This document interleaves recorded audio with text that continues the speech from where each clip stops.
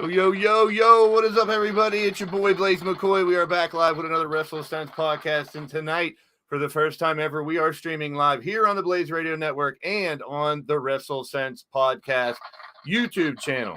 So make sure you guys go. If you haven't already, we're at 91 subscribers, people, now. If we can somehow, some way during this show get back over that 100, we did hit 100 the other night, but you know how YouTube goes. All the inactive channels and channels that aren't really around or that long can be taken out and do. So we're at 91 right now, folks. If you guys are at either channel, make sure to go to the other one. Make sure you subscribe. Try to get WrestleSense over 100 today. I'll be keeping an eye on it. So it's good to see everybody here tonight. We got two super cards to talk about, one to review, one to preview tonight. Good to see who's in the building like we always do. Wally's in the house. Good to see you, my friend. Good to see you. Good to see you. Monstar's in the building. Great to see you too. Tito's in the house. Good to see you, PFW. So you will see me in there for in both chats. So I finally figured that out somehow. Oh boy. So Turmoil's in the house as well. Good to see you, my friend. Brooklyn Joker's in the building. Make sure you guys do share out that other WrestleSense channel and try to get us back over the 100 mark here tonight while we're live. Andy Price is in the building. I know most of you guys and gals that come through here today are already subscribing. I appreciate all the support you guys have given us to get to this point and to keep going for further. Oh, Monstar's still in the building. Hey, ooh. Well, let's bring our guys on and talk about the super card and what went down this past week and then into this week. Oh, the Burp Appreciation Society is here. You got to respect that right there. Always good to see you. Great to see you. Welcome in. So let's get down to business here. And you can't do that without my boys, Doc and DHNEZE. What's up, Doc? What's going on, man? I always do the what's up, Doc. And I always consciously tell myself before, don't say what's up, Doc. Like, try it's to all right, do man. Something original. If I had $1 every time someone said it, I'd be a millionaire by now. So it's all good. Yeah, I know. Speaking of million gazillionaires, there is Big Greg in the building. What's up, man? And Doc, you would not be a millionaire because you would have spent it on toys. Oh, don't judge. Cassie's here. Kelly's here. Good to see all the ladies show up. Look, we got our lady in the building as well. Easy E's in the house. What's up, lady? Once again, just because you ain't me, sorry for your luck. But you know what? It didn't even rhyme. Why could you just say just because you ain't me, you can't hate me or something? Yeah, no one said we had swag, to cut. God damn it. Yeah, no one said cut promos when you come in right off the bat, but he's already in character. Good for you. Listen. What's up, Wally? It's not my fault that I am this good looking and you guys just try to be this way, okay? Hi, Wally. But anyways, I went to a supercard this week. Yeah? Yeah, I went to MCW in Farmington, Pennsylvania. Oh, the little guys wrestling. I saw the advertisement for that. And listen, the only person that was excited for was EJ because this guy named Psycho or whatever was on TikTok and he freaking loved it. I've met that dude. He's a little nuts. I actually had them at a establishment that I was managing a few times. They're lunatics. Like those boys, I don't know how they drink as much as they do with the size that they are. It doesn't make sense. Well, and the Psycho is Strawberry Shortcake or whatever, his baby daddy. They had a kid, and the sad part is the kid was as big as them. Well, was it the purple pie man of Porcupine's Peak? Was that the father? You are the father. No, Psycho and Strawberry Shortcake. I don't know. Oh, Jesus. I paid no attention. There's a comedian named Brad Williams that's a little person, and he has a bit about that he's scared when he has a kid that his kid's going to be able to put him on the counter at like 8 years old and be like, no, Dad, you listen to me. That is some funny bit. That's a funny bit. If you guys haven't seen him, definitely YouTube him. Brad Williams is hilarious. All right, ladies. He's actually on the Jericho cruise. I want to go on one of those. That's what I do want to do. I do want to do that too. Like, I'm down. Actually, Jason from on the next cruise. Jason from that wrestling podcast has been on like 2 of them. They're amazing. He actually went to the one where the fireworks was in the wind and they hit Jungle Boy on his. He was like, "Ow!" It was some of the funniest shit. Oh yeah. Think we could get over 100 if we do a live WrestleSense from the Jericho cruise? Hey, is the Why not? Strong enough? We gotta get to that 100 first, so we can stream from our phones. That's key. So Hoof Hearted is here, and you can. I got some clever fans out there. I don't know. That's awesome. Hoof Hearted is awesome. God bless his name. We just call her Hoof. We call her Hoof. Oh, look at that. Hey. Well, at least. Sometimes you got to bite your bottom lip and give it hell. You know what I mean? Something that's what it is. We're trying to make sense of a lot of stuff around here, as we always do. So let's get right to our first segment and make some sense of it from the side. From the side.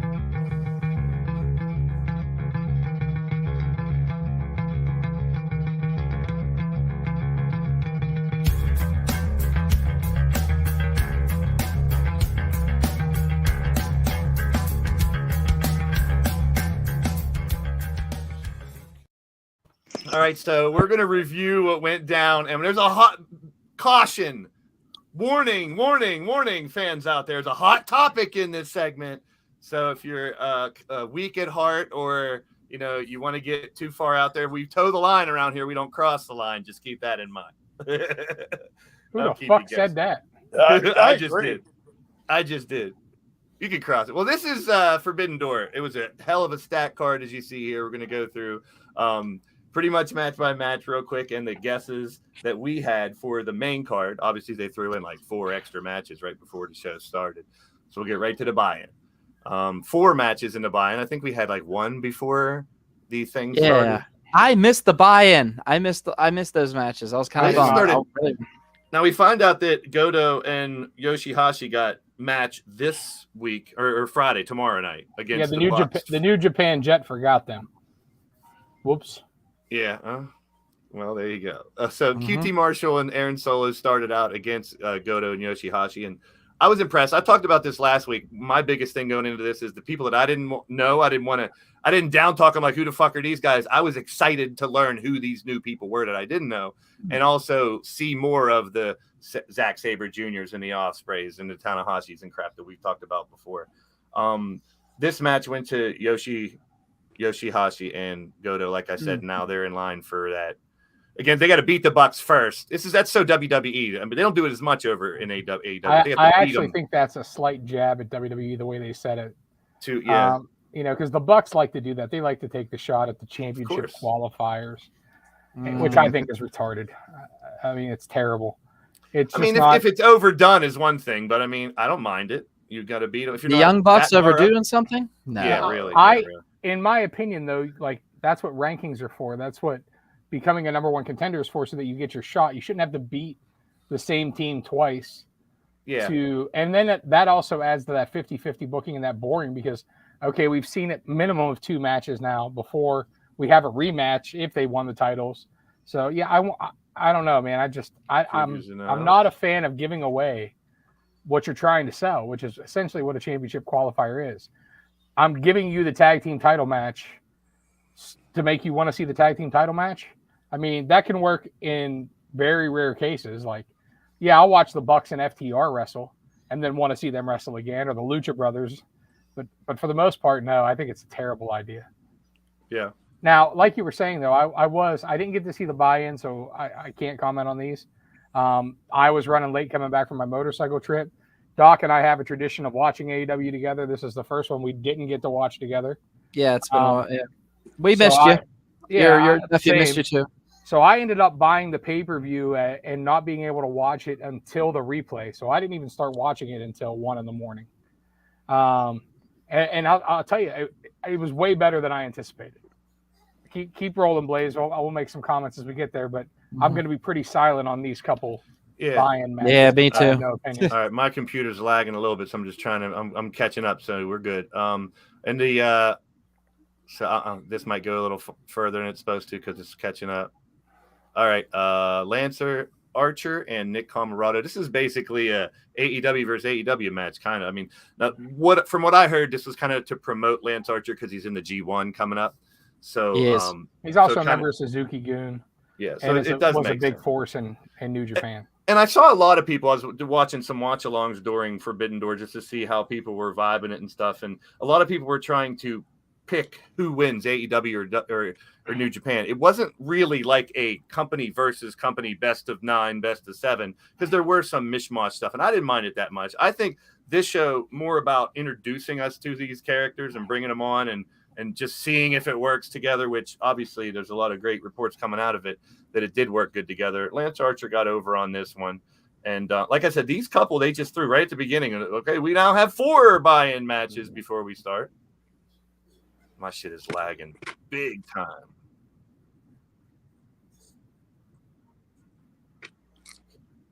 After video package of all the big feuds that they built to, but they really don't have. They only had a 1 month build really to Forbidden Door, and True. It wasn't like a lot of the matches were feuds that they had where they could do video packages. So, you know, when you can't do that, why milk it? Instead, let's rely on the wrestling, which I'm all about. Yep, that's it. Then you had Keith Lee and I was glad to see them get on here. El Desperado and Yoshinobu Kanemaru. Yeah, I got it. I'm getting with some of these names. There's a lot of them. I get the Tanahashis and the Takahashis, those all mixed up. But like we talked about last week, the one thing we knew we were going to get in this pay-per-view was good old wrestling, good fights, you know, and some psychology in the ring, and we did. Lee and Swerve were teasing their little breakup last week with one throwing the other out of the old battle royal, and they're back together, and they got over in this one. Swerve in your glory and all that. The idea that I kept thinking about during this whole show was no Punk, no MJF, no Wardlow, no Fish, no O'Reilly, no Andrade, no Penta, no Jade, no Britt, no Hook, no Danielson, no Scorpio Sky, no Omega, no Samoa Joe, no Ishii, no Naito. Think about that. And the fact that they're still getting really good raving reviews for this show. They really, I think, pulled it together as my take. Well, I mean, you know, the injury bug in wrestling is the injury bug. There's nothing you can really do about it. But that was a lot of the comments I saw about Forbidden Door was it's like these weren't the matches we wanted to see, but they were still great.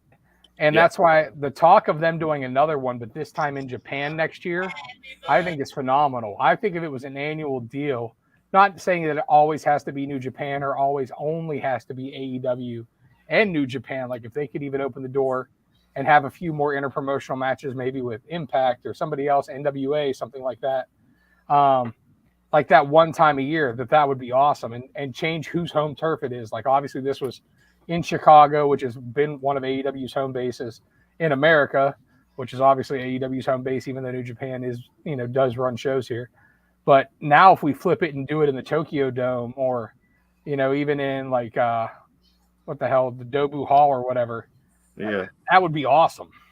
Yeah, that's what I was thinking. If this is a teaser of what we're going to get, we could get, why would you want everything the first time around? Which I know. Plus, like I said, once a year, like we don't need to push it all the time. Once a year would be, you know, something to look forward to, something special. You guys have mentioned about Lance Archer being in the G1. What if this Forbidden Door is an opening for an attack on somebody in the G1 to actually do something about it? You know, whether it's MJF showing up in the G1 or a Wardlow to destroy somebody that the Japanese people. Yeah, that's what I'm hoping. Tie this shit together. Keep the loose ties together with them as long as you can. But at the same time, it did what it had to do, and that is people in America are talking about New Japan. Yeah, like I didn't know any of these dojo guys. They're from LA, and New Japan Strong stuff. But I'm loving everything the Gun Club and the Ass Boys are doing. Hey, actually, I think you're onto something there. Yeah. If this is a work with MJF, and you know, it's up in the air. You know, I at this point think it was a shoot that turned to a work. And now they're dealing with the aftermath and stuff. But if this was a work, how awesome would it be to have MJF verbally quit and go to New Japan Pro Wrestling and win the G1, maybe get himself a title shot, whether he wins it or loses it, bad-mouthing AEW the whole time, running it down and everything until it comes to some type of head over there where it's like, you know, you want to make it believable that he's really gone and you know, come back. That would be a hell of a way to do it. Yeah. And that's, I think, we touched on this last week a little bit too, that, you know, pardon the pun, but the doors that this open in so many different ways that, and we'll talk about a little bit more later about some other things that are going on, but the Gun Club and Max Caster go over here and they had kind of almost a teasing of a falling out the other night.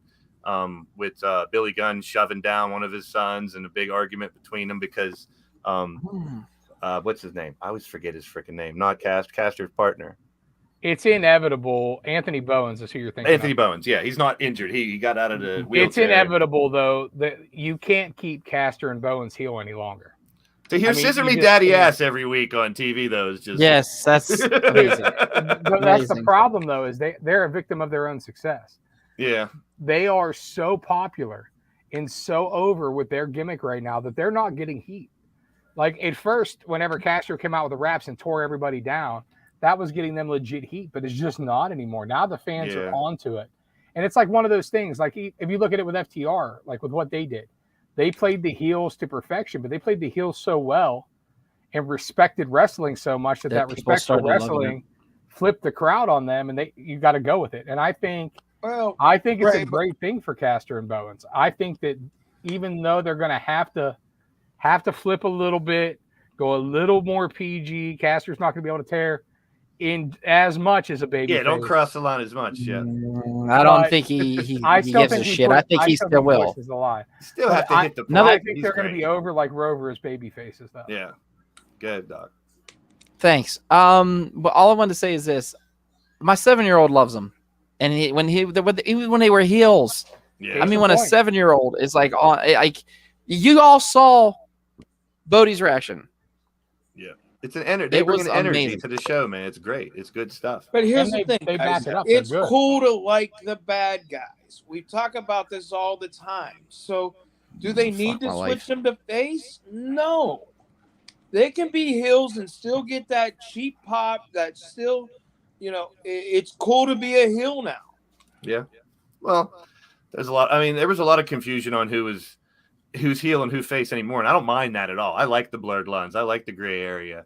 I like the fact that it doesn't matter. You don't necessarily have to be one full side or the other. And you got a lot of that here too as well. I mean, they still cheer Jericho's song on the way down. But he's cool to like the Iron Sheik and Nikolai Volkov. No, but I mean, that's you're talking about a different type of heat. Ago. Yeah, you're talking about a different type of heat. But I want you to think about something. Okay, the most beloved tag team in AEW. Next, FTR obviously is Jungle Boy and Luchasaurus were your true babyface tag team, and they're gone now. So there's a big hole on the babyface side. On the heel side, you got the Bucks, you got Red Dragon. Penta and Phoenix are technically baby faces, but they're not your white meat baby faces. I hate to use that term, but you know what I'm saying.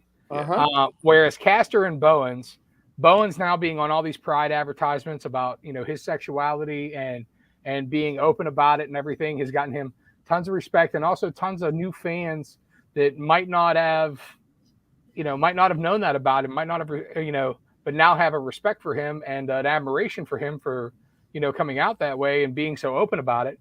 And then Caster is charismatic as hell. We all know that. Yeah. And now there's a slot in those top babyface teams where they need somebody. And do better than them as a young, upcoming team to take that spot and make themselves an upper echelon team. Big shout out to Shadow Press. It's his birthday in the live chat. Happy birthday, Shadow Press. Happy birthday, man. Good to see you, brother. Happy birthday to you. Kind of sum up what you were trying to say, and the way I take it too is there's a lot of ways to get over. Whether it's in the ring, whether it's on the mic, whether it's your personality, the energy, your connection with the fans. There's a lot of different ways. I think Suzuki has kind of done that recently too, where now he came in, I didn't realize how much history and how many fans were attached to him now singing a song and shit. I mean, I think he's awesome from what we've seen on AEW TV, but I didn't know Suzuki from that. Now, this match, what I took out of it was the Shota Immuno. That dude is badass. And then they told the story about, yes, he is. His father is Red Shoes, the ref from New Japan, and that Jericho and him had their encounters before. And then later on in the show, the other night he got a fireball thrown at him. So I like that Shota, the shooter they call him, could be sticking around, another young talent. I dig that. And this match was pretty crazy. Anybody got any tidbits on this little fight that this opened up the real Forbidden Door show? Eric? I thought it's that Go ahead. No, go ahead. No, good please, ladies first. I'm good. Go ahead. You have a better. I was gonna say. I really liked it. I thought it was very well done. I love the fact that you kept Eddie and Jericho separated. That little bit of a tease because Eddie he's irate. He wants to get his hands on Jericho, and I thought the storytelling between those two within the match was awesome. Seeing Suzuki out there, teaming up, being a heel with Sammy was pretty cool because if you noticed, this is the first time he was a heel The baby face, he's been a baby face practically through AEW. He's so respected and stuff. It's hard to boo him regardless where he goes.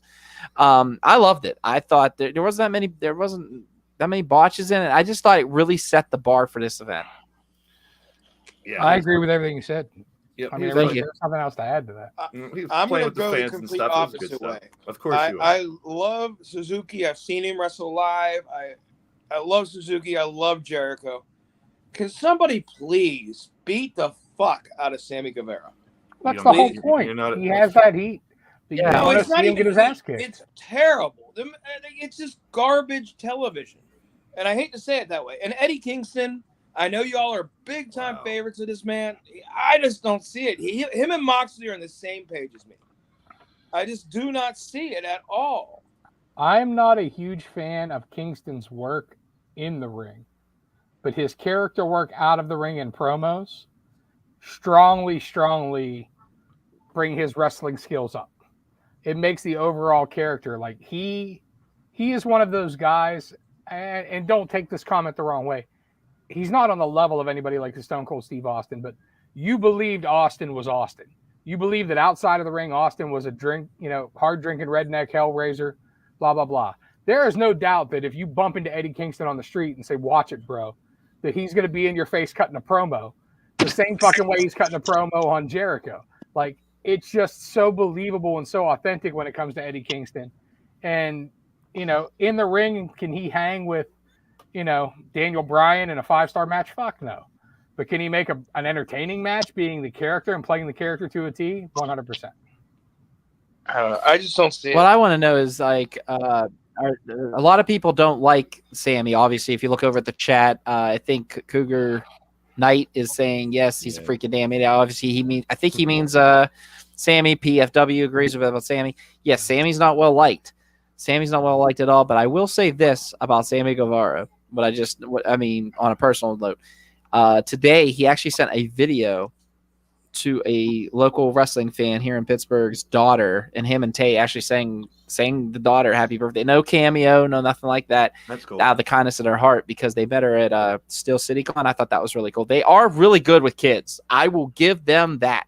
Yes, I do. Is their gimmick stupid? Them sticking their tongues down each other's throat, losing, him going knuckle deep with her in the middle of the ring. Yes. Yeah. It's wrong. It's not that right. Wow. But I will say this. They're outside of that, they might have their personal demons, but I don't know. I never saw that yet there, Ray. But anyways, what I'm saying is this. I do commend them on that. They are good with kids, man. Even being the heels that they are now, they'll still go out and see the kids. I don't know if they were intended to be heels at first. I think they were supposed to be faces. People started hating them, and they flipped them. I think they were personal decisions. Yeah. Yeah, I don't think I like it though. I like where they're at. They were wrote to be America's favorite couple. It's just it rubbed the wrong way. And I think them joining the Jericho Appreciation Society is just a correction. It's like, oh shit, this isn't working. We need something for Sammy. I like seeing them do that instead of just trying to force us down the throat what wasn't working, but run what is working. Run with it. So I got a question for one of our people that's commenting. Who has he been disrespectful in the ring to? Is he not selling moves, you mean? Or what do you mean by that there, Cougar? I'm just asking you a question. I'm not like calling you out or not. I'd like to know. I'd like to go back to some tape and look at it, No, please. I would like to see what he meant. Drum Monkey's here. There he is. Good to see you, man. Uncle Steve. We don't want Dr. Anus Tickler here tonight. Shit. If that's copywritten, sorry. Go ahead. Let's keep running here. Tag team championship, winner take all. We did split on this one. CJ and Doc went Roppongi Vice on this one. No one picked who I heard this on Brian Zane. I got to give him credit for that one. Call him Khan on the Cobb. Jack Cobb and Grado Khan. That is great. So I kind of dug that little name, Khan on the Cobb. And the United Empire as a whole, pretty damn dope faction from what I'm learning more and more. And I think I called FTR. I got the win on this one. And I said, give them all the fucking belts. They're the best in the world. And agreed. I think more people would have been voting for FTR if you guys were here too. But it was a few weeks ago. I don't know if you guys got my message. I was trying to go live. We were at Tailgates and Tall Boys Festival, and I couldn't go live. The Wi-Fi just wasn't strong enough to join you guys on the thing. So I sent one message. which is Dax Harwood is Wrestler of the Year, and I'll fight you over it. Yeah. Yep. I mean, that's it. I'm not saying shit else. I mean, well, there's another thing. He did leave this match for a shoulder, and I think it's to get it popped back in, and then he came back out. Or was that planned? I don't know. I'll just do it for CJ. I'll do it for CJ since he's not here. It's a work. It's a work. I was definitely worked, but I liked it. I liked how he did it, you know? Well, we'll talk about an injury that wasn't a work. Last night, unfortunately, another person going down in that big cage last night. So yeah, I can't wait to get to last night because I was all about last night. We'll get to that here in Me Too, big time. FTR just garnering all the gold. And I'm already hearing rumors there's a possibility of them and Bucks winner take all. And someone's going to have fun. That'd be amazing. Awesome. So, I mean, and those two teams can put on a good show. So keep on moving. I think my computer's finally catching up here. This match originally was supposed to be Ishii, as you see on the right, replaced by a guy I was pretty damn impressed with. Clark Connors impressed me. He was fun. I was down. I was like, man, this dude's going to come in here. And he was second place. He was the runner-up to get that spot. So I like how they gave the second runner-up the guy. He was very un-New Japan, if I can say that. Yeah, exactly. Yes, he's None from of us New Japan, but he was so entertaining. He reminded me of a good guy, Stan Hansen. You know what I mean? Yeah, he had everything going. That's a nice analogy. So, I like it. I really enjoyed. I love the fact that he hung in there with these three, and he actually, he didn't stink up the joint. You know what I mean? He actually made these three look good, which these three didn't really need it. But my God, and congrats to Pac. He I thought he deserved a belt, but I will say, man, I was really hoping Malachi Black got it. I was really hoping for some kind of snide fuckery involved, but nah. But it was good. It was a great match, though. I will say that Pac was my third choice in this match. I thought Miro hands down because of the Redeemer gimmick. And if it wasn't going to be Miro, I really wanted, like you, I want to see Black push to the moon. Yes. I just think he's so good. Not that Pac's great. And I love the bastard. It's just, he's been kind of, in my opinion, he needs rebuild, which is probably why they're doing this. But I just don't know if it's the right time for that. Like, the two guys next to him have so much steam that they need right now. That's it. Beat the shit out of him. You won't give that dog a stone cold stunner. I muted him. Right there over your shoulder. He can talk all he wants now. He's muted.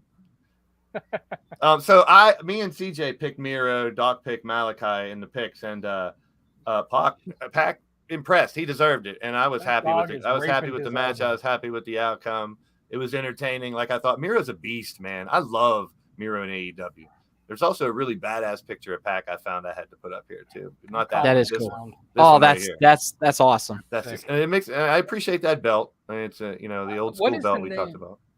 The Stampede belt, the Maka, the Stampede Championship from back in the day there. So I think they can make something out of that championship. Now this one went down to a 6-way, and Hikuleo came along with the one night only Young Buck Bullet Club, and the dudes with attitudes were -1 as well.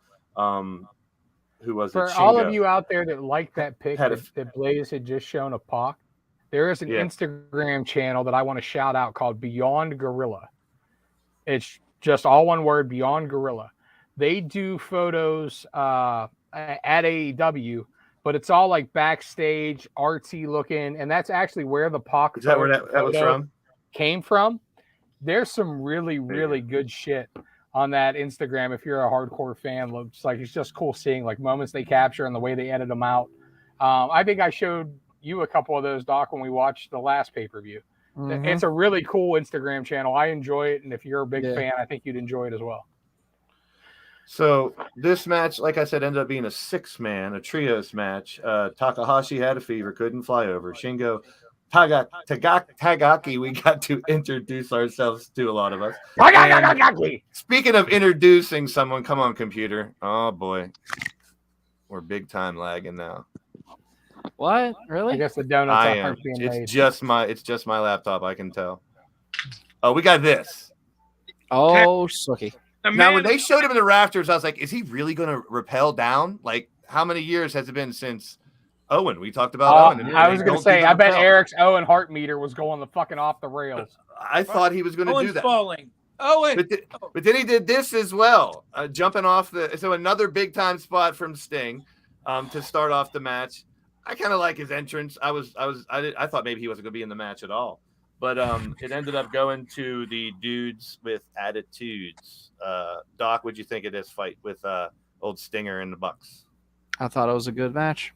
I'm not going to take it away from him. I thought Sting was awesome doing what he did. I loved how they had the stunt double, and then boom, he came down. That right there, though, nipple twisting. That's just a goddamn shame. And that, oh my God, when he did that, I lost it because this match didn't just add like good wrestling; it also had a good theatrical element to it. I really enjoyed it. It kept me locked. What can I say? A lot of people were knocking the double super kick to Sting that he no-sold. I fucking loved it. Every once in a while, I think no-selling big moves is okay. Very rarely. That's a Sting thing, though. Like, him taking something ridiculous. Like back in the day, he would take a power bomb and pop right up and do the scream. That's part of his character.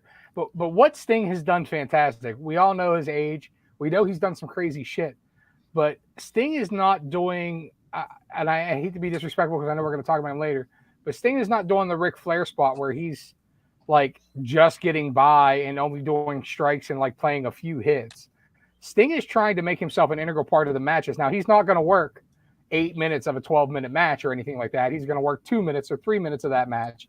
But he's putting himself in spots and in gimmicks that are just entertaining, man. Like, I know some people knock him for not loving the business like they say he should or whatever, that bullshit. But if you can sit there and say that this man does not understand the business and knows how to work himself perfectly and his gimmick perfectly, you are out of your fucking mind. It is perfection. Yep. Thank you. And I mean, yes, he's taking risks, but he's jumping on to 6 or 7 guys to catch him. It's not like he's doing an acai moonsault. Do you want to see Ric Flair do it? No, I don't want to see Ric Flair as a fucking pacemaker and can't wipe his own ass. A little different. Here's another thing too, guys. If you think about it, Sting's having fun. Yeah, he's having fun doing this. I mean, look at the Orange Cassidy spot on Dynamite. As soon as he turned his face and him and Orange were nose to nose, my God, did that crowd pop. And it was hilarious. And Sting's like, you know what, I'm going to jump in with him, and did the kicks. I love it. And did the afterwards. And then like Orange Cassidy was like it was hilarious. It was cool seeing that. It was cool like him embracing that new style of wrestling. And that's what we're seeing. And I enjoy it. I'm a Sting mark, man. He's my favorite of all like time. I said, on the dives, he's not diving onto one guy that can't catch him. He's always throwing it into a group. It's always being protected well. I mean, yes, he's advanced age, but in my opinion, at 64 years old, Sting's in better shape than any one of us physically. Yeah. Yes. True. So, same with like Billy Gunn. Looking at him, by the man. So, one thing about Sting too that you got to remember, I don't ever really recall Sting having I don't ever really recall Sting carrying an ACL or being out for a longer period of time because of this injury or that injury. So in all honesty, he stayed pretty healthy through his career, which it shows now because he can still move around pretty decent.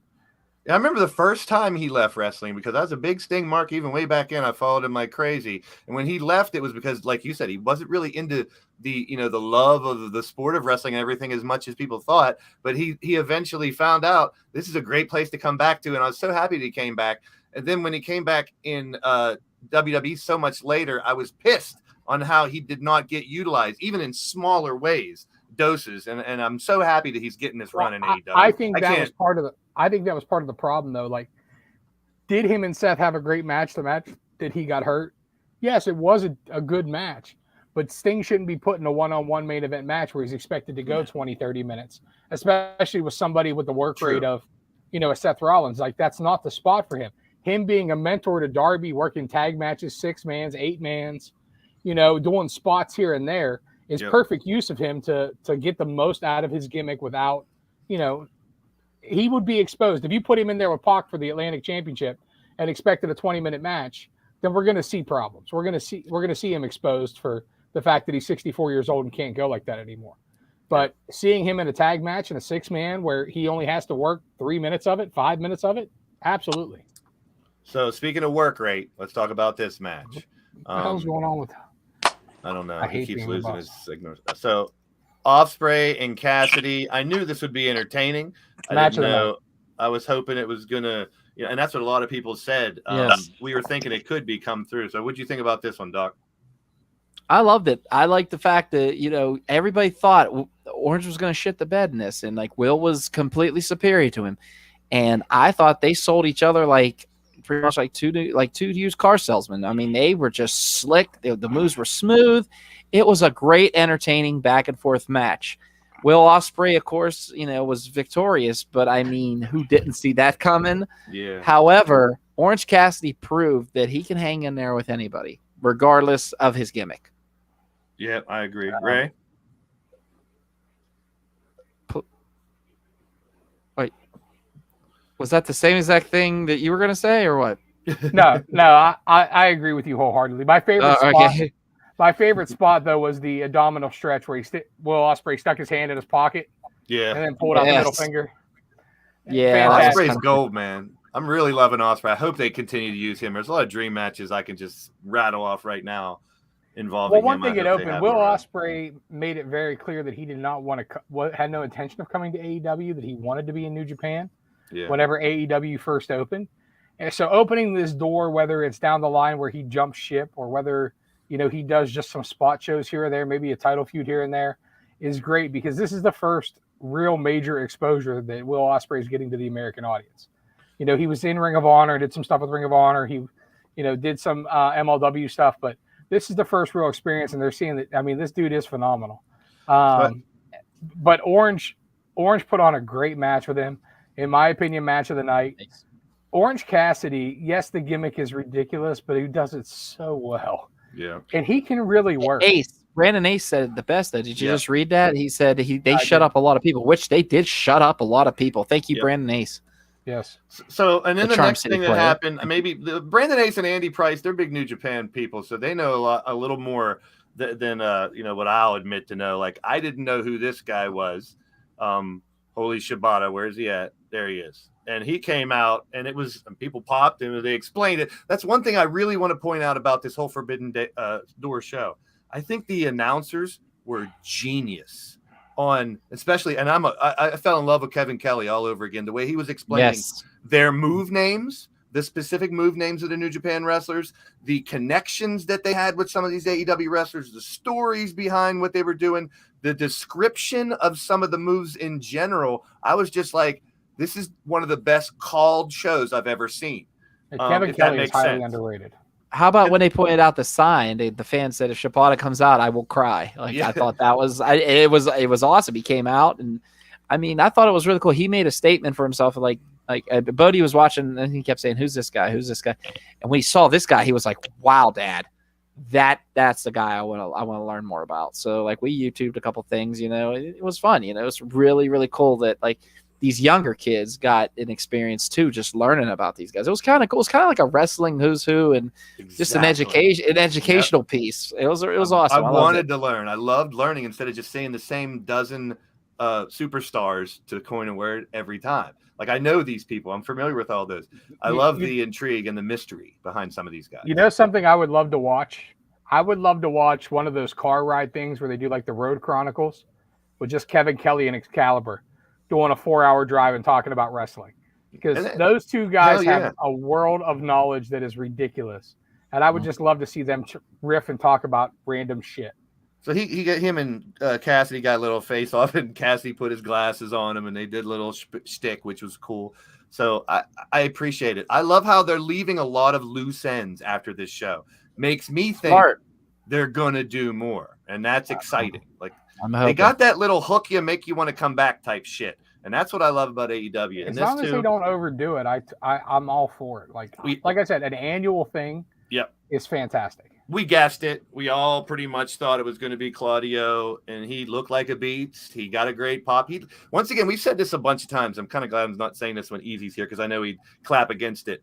We've said this, and so have these wrestlers. How many times have we used the word happy when we're talking about how these wrestlers feel in AEW? Bryan Danielson, CM Punk, Tony Storm. I mean, you can just keep on going with the people that are now Ruby Soho. They've even used the words, "I'm happy now. I'm happier," or I like coming to work. I've heard, exactly. And that resounds big with me. I'm just like, I'm hearing it, and that's what I think about it. But I'm like, slow your roll with all the people with the bloated roster, move too fast, too much this, too much that. I've always said I'm not the critical one. I just pick the fun stuff that I love, and I fucking love Claudio coming back. Ray, what'd you think about him making his return? I was all for it. I mean, Claudio is the exact. I know that there's a lot of talk about WWE guys coming to AEW and all. There's so money on the roster, but Claudio is that guy, just like Daniel Bryan and just like Jon Moxley, where they are so much better whenever the chains are taken off, whenever the restrictions are taken off, and they get to be who they are. Claudio was not different from the WWE Cesaro that we knew. The difference was he was allowed to work the match his style. So he worked a stronger, more technical style, and his big knock in WWE was always his charisma. The charisma from Claudio Castagnoli, which he has a shit ton, is in his wrestling, in the way he presents himself as a technical beast, as a badass. And while there was glimpses of that in WWE, I saw more of it on Forbidden Door and Blood and Guts than I saw in his entire WWE run. Yeah. And that's another thing, too. How about his first 2 matches? You fight Zack Sabre Jr., then you come back and you fight bell to bell in basically a War Games. And he was fantastic in War Games. We will definitely get the War Games, too. But this was a good one. It's another name, and we said this a million times, too. It's not like they're saying, hey, come over here from WWE, but how can you pass these guys up when they're not working? These are great people, and Claudio is all elite. We wondered if he was going to use that name again. I'm glad he did. And the tie stuff, Ring of Honor, obviously come true, and we'll talk about that momentarily. And he still had the Cesaro logo that he had copyrighted. It was on his gear. It was on his intro. But he's always, for those of us who've known him, I've met Claudio a dozen times. We've hung out at IWC. I've never got to work him or anything like that, but to us, even when we talked about him in WWE, like when CJ and I would talk about him, we still called him Claudio. Yeah. You know what I mean? Like he's always, I don't know why, but some wrestlers, it's easy to drop their name, you know what I mean? And go with the new gimmick. And some guys are always going to be who they are. It's always going to be Bryan Danielson. It's always going to be. I've called Brian and JR even had a couple of Cesaros on the show too, which you got to, I mean, plus he's JR. He's a little loose in the nuggets up there. Thunder Rosa, Tony Storm, 2 of my favorites. I think they did a damn good job. I mean, it wasn't the best match of the night, but I enjoyed both of them. I always do. I think one of my best takeaways was this shot right here. Because I think Thunder Rosa has a thing for her entrances and her gear and shit. That's bomb. That looks incredible. Yeah. Like she looked phenomenal. And I'm a big Thunder Rosa mark. What'd you think of this fight, Doc? I liked it. I mean, I liked the fact that you had 2 women who, in my eyes, more deservingly need more in this business. I'm talking about Thunder Rosa. I'm definitely talking about Toni Storm, especially the treatment she got in WWE, getting pied? Was it, or pied in her face or some kind of weird shit? Yep. And just basically they were turning her into Charlotte's Flair's bitch, and she was like, "I'm out." And then boom, next thing you know, here we go. I mean, I was excited about it. So. I mean, like Ray said, underwhelming, kind of, but they have a problem right now with the women's division, and the problem is Thunder Rosa is fantastic in the ring. We know that, but Thunder Rosa plays the underdog, fighting for her life better than she does a convincing champion. There you go. So I get when you. she was chasing Britt Baker, who you had a charismatic champion that was, a baddie. It worked out great. The problem right now is like the Toni Storm match. Toni Storm is not over as a heel. Toni Storm's just over as Toni Storm right now. Yeah, she doesn't really have an identity yet. There was no real drama in the match. True. So there was no fiery comeback to be had. It was just, it was a decent match. Yeah. But to me, it was a dynamite match. It was, Yep. a throwaway match. It's not the first time I've heard that either. In my opinion, I'll tell you what needs to happen right now. Right now, Jade Cargill, who I think is greener than baby shit, even though she's getting better and better, Jade Cargill needs to squash Thunder Rosa. They need to go title for title. She needs to squash Thunder Rosa, keep the undefeated streak alive, take the belt from her. Then AEW management can make her drop the TNT title, and they can have another tournament, which we all know they love, or a battle royal or something to crown a new champion. And then Thunder Rosa needs to chase Jade Cargill for 6 months. And that's where she's best. But her carrying the title in defense, one, they don't have enough heel depth for her right now. And 2, they need that. She's so much better as the underdog, where you don't believe she, has the chance than she is as the prevailing badass champion. That she's just not. I do love her. I love her work. I love her entrances. It's just, some people play the character a certain way. You could put it as the bathroom concession match. Unfortunately, because I was hoping these two would come with a knockout match. Maybe they'll come back with another match another day. And it was also weird to me that they had this match on this pay-per-view. I think they should have been pushing Toni Storm way more heel. I think they should have been put off for a month or two still. Again, the whole object of the pay-per-view is NJPW versus AEW. And there was no reason for a women's title match without. Yeah, I think they knew how much slack they get for not having any women's match, so throw her in there. And someone told me Toni Storm worked in Stardom before. She did. She was a huge kind of, if the Japanese fans would know, maybe they would remember her from that or something. I don't know. But still, you have Rio. You have they could have easily worked someone else in. Yeah, I mean, you have Doc's girlfriend. There's so many that they could have put on there. You know what I'm talking about. Who's Doc's girlfriend? Go ahead, Doc. I know exactly what you're talking about. Tell who you're in love with. Holy Sheeta. Yeah, Sheeta. I love me some Sheeta. Holy too. Sheeta. But any one of those getting a thing against, Thunder Rosa would probably have been better to fit the event. And they needed to build this Toni Storm thing more. They honestly should have had Toni Storm interfere in the match and beat the shit out of Thunder Rosa. Yeah, put her through a table or something. We need to build some drama. Thunder Rosa's character needs the underdog drama to fight back against for her character to work. And that's just, in my opinion, the way it is. Here's the thing. I think they wanted a respectful fight between two faces in this one for some reason, especially with,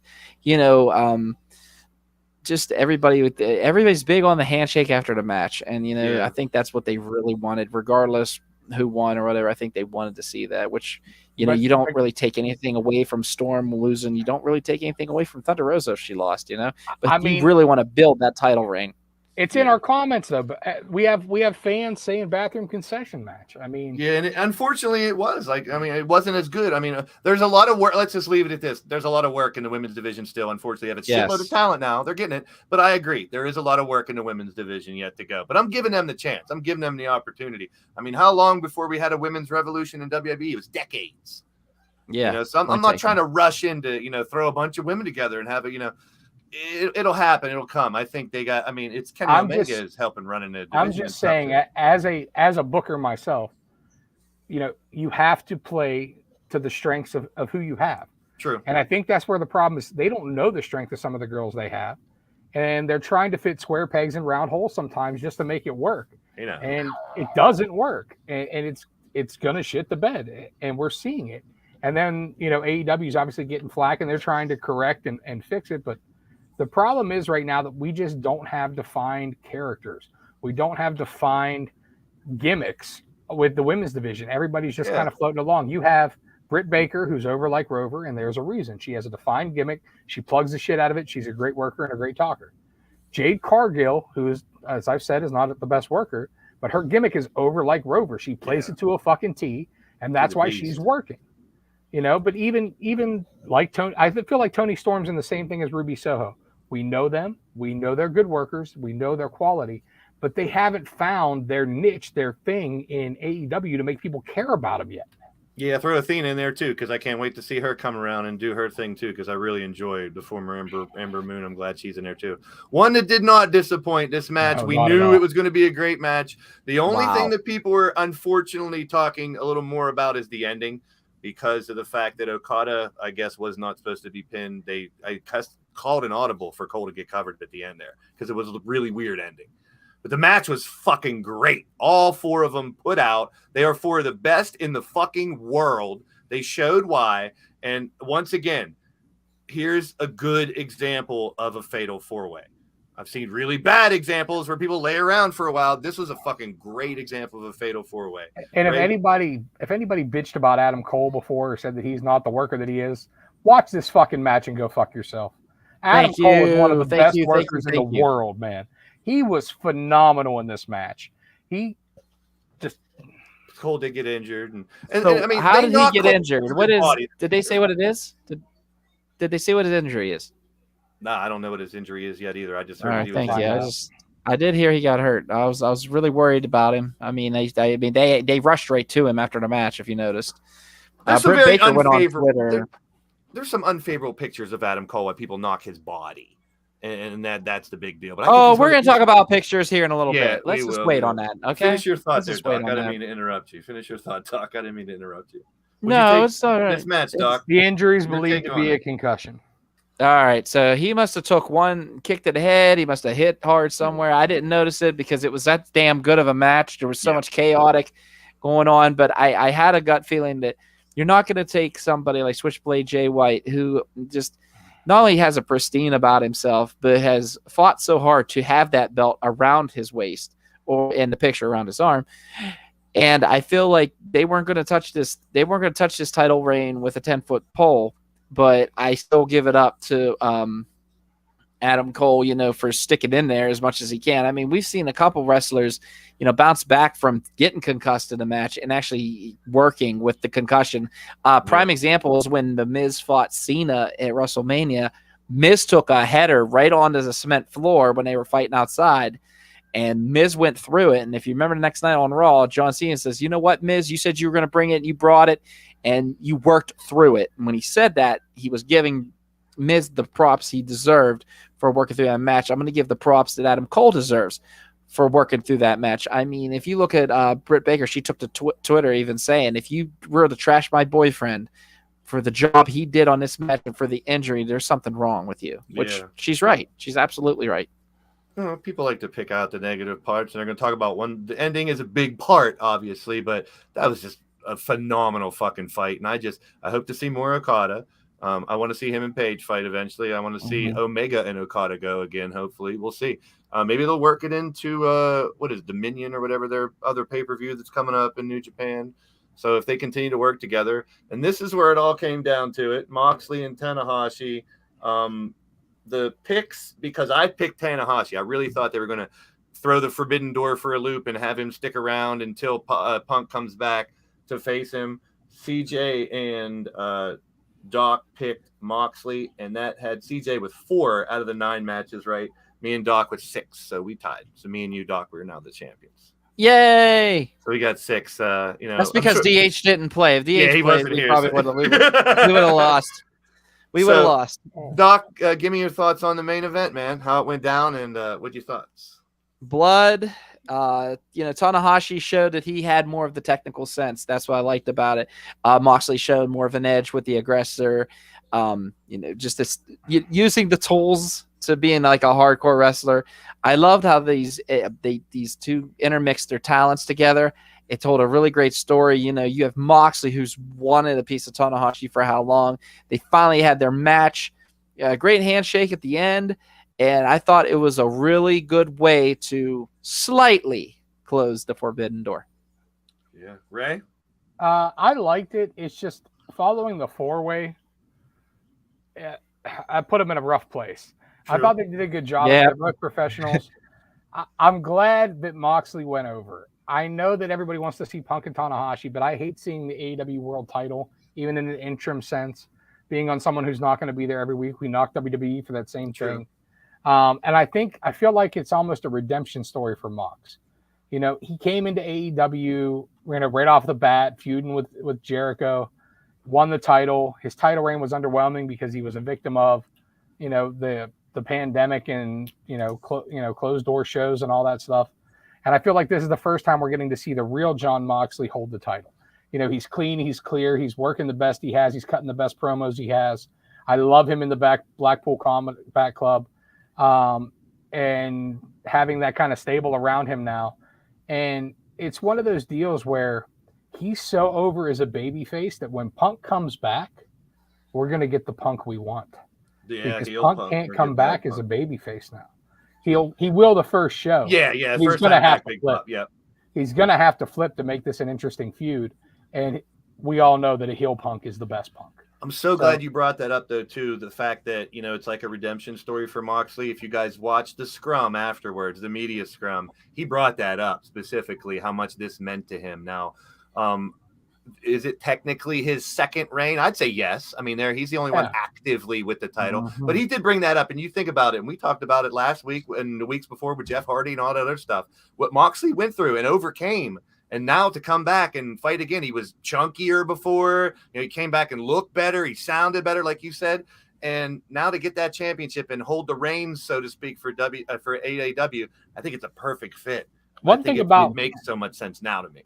One thing about Moxley, and this has never wavered, is like he's done a movie for WWE Studios because WWE told him to. He wrote the book, stuff like that. But Moxley is a wrestler. He doesn't give a shit about movies. He doesn't give a shit about acting. He'll tell you straight up that he just fucking loves pro wrestling. It's why he was doing New Japan. It's why he was doing Game Changer Wrestling, all while working AEW, and was so excited to get out of his WWE contract to be able to work the way he wanted, where he wanted, with who he wanted. And this dude just fucking loves wrestling, and that's awesome.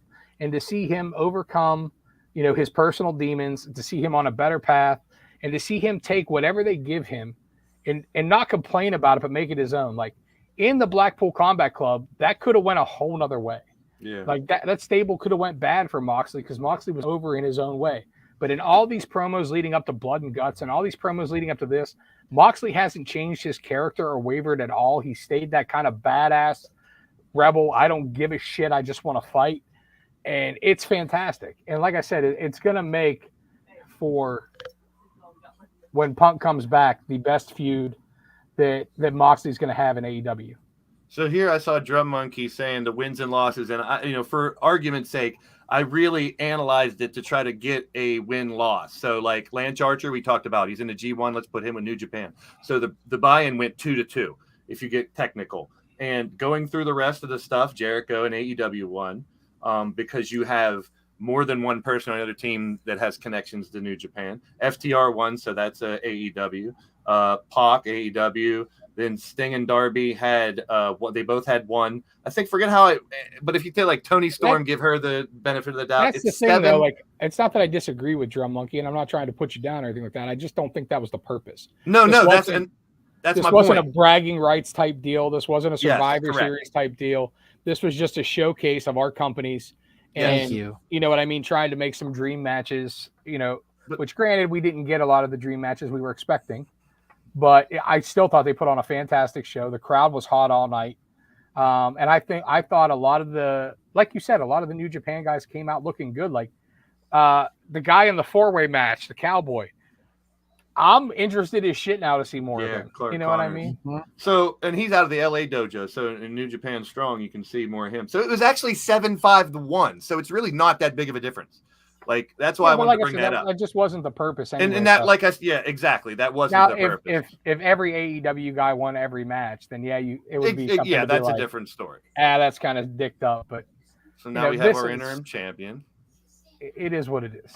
There's the United Empire at the United Center, and that's what I was talking about, man. That's one hell of a stable, and they've pretty much, if you go a couple months from right now in the past, none of these guys were on TV. And now we kind of got an idea with that run-in with Ocon. Ocon is hilarious if you follow him on social media and stuff. Yes, he is. He's hilarious. Character. He is a pimp. Started in Vegas with the ass pictures and shit. You know what I'm talking about. He's amazing. He's hilarious. And he just has, he's insane.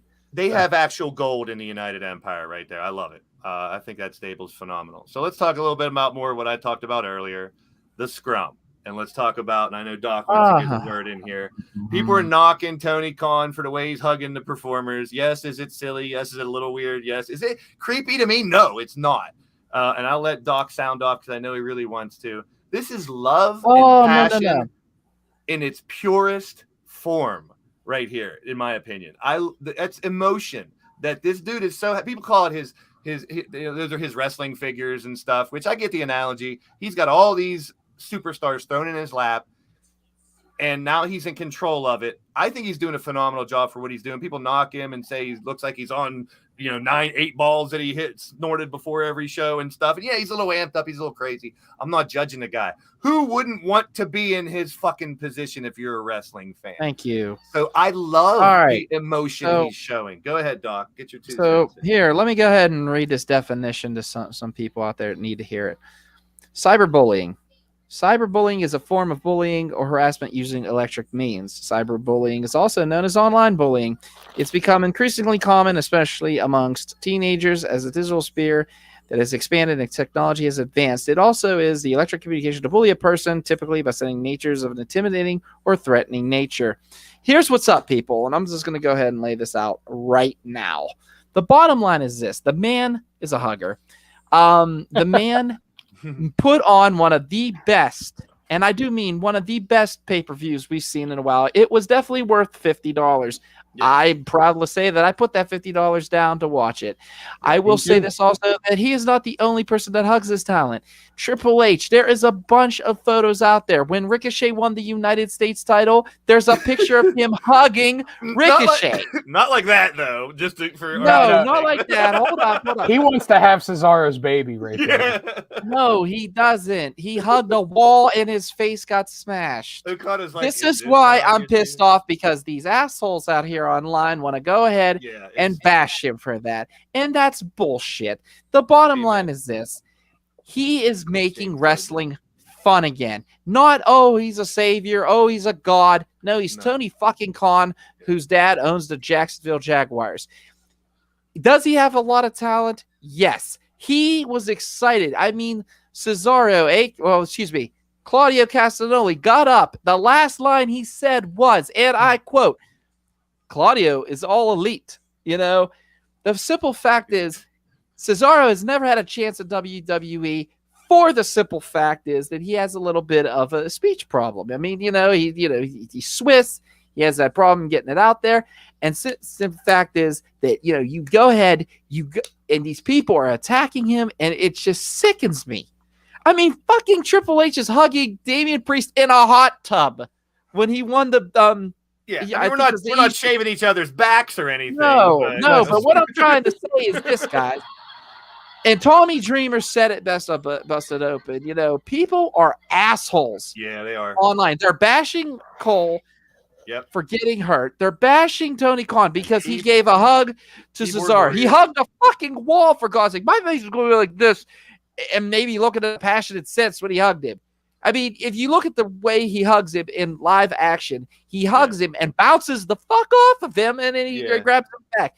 And he hugged him just as hard. The other one, he gave him a hug. Baby. He was excited. He was passionate. And hold on, Dave, please, hold on. Get it out. Get it all out, dog. I am getting it out. Because here's the thing. I really wish someone else was in this chat right now, because I would unleash on him, because I know he'd say, oh, well, WWE wouldn't do something like that. Fuck him too. Anyways, what I'm going at is stop this joking. We love you, Eric. Get some sleep. Yeah. But all right. So bottom line is he's being thank you, Cougar. Thank you. He's being cyber bullied because he's a man that's not afraid to show emotions. That's the bottom fucking line, Cougar. You hit it on the head. Perfect. Cougar, that's kind of where I was going with it. PK, as we've learned, by now, is not only an emotional guy. He's kind of a nerd. We know that. He's a self-proclaimed analytics and statistics guy that doesn't have the best social skills. He said that out loud 100 times, in all his interviews and things that you've talked about. And then you have a guy who's he's admittedly used to tape trade New Japan Pro Wrestling. He has his company that he started, his baby, and he's getting to put on a show now with the wrestling that he watched growing up. Obviously, the guy's going to be emotional. Obviously, this is a big achievement for him. And then I want to tell you from a personal perspective, the company that Doc currently works for, RWA, I brought Doc into RWA. I was the booker of RWA. And Doc will attest to the first 6 to 8 months, maybe even year of RWA was me and all my fucking friends, because that's who we could get to work there. And I had to book them to lose, to get their ass kicked, to be heels, to sometimes beat my ass. One of my best friends in the world I had a street fight with, and he beat me in the head with a trash can. Okay?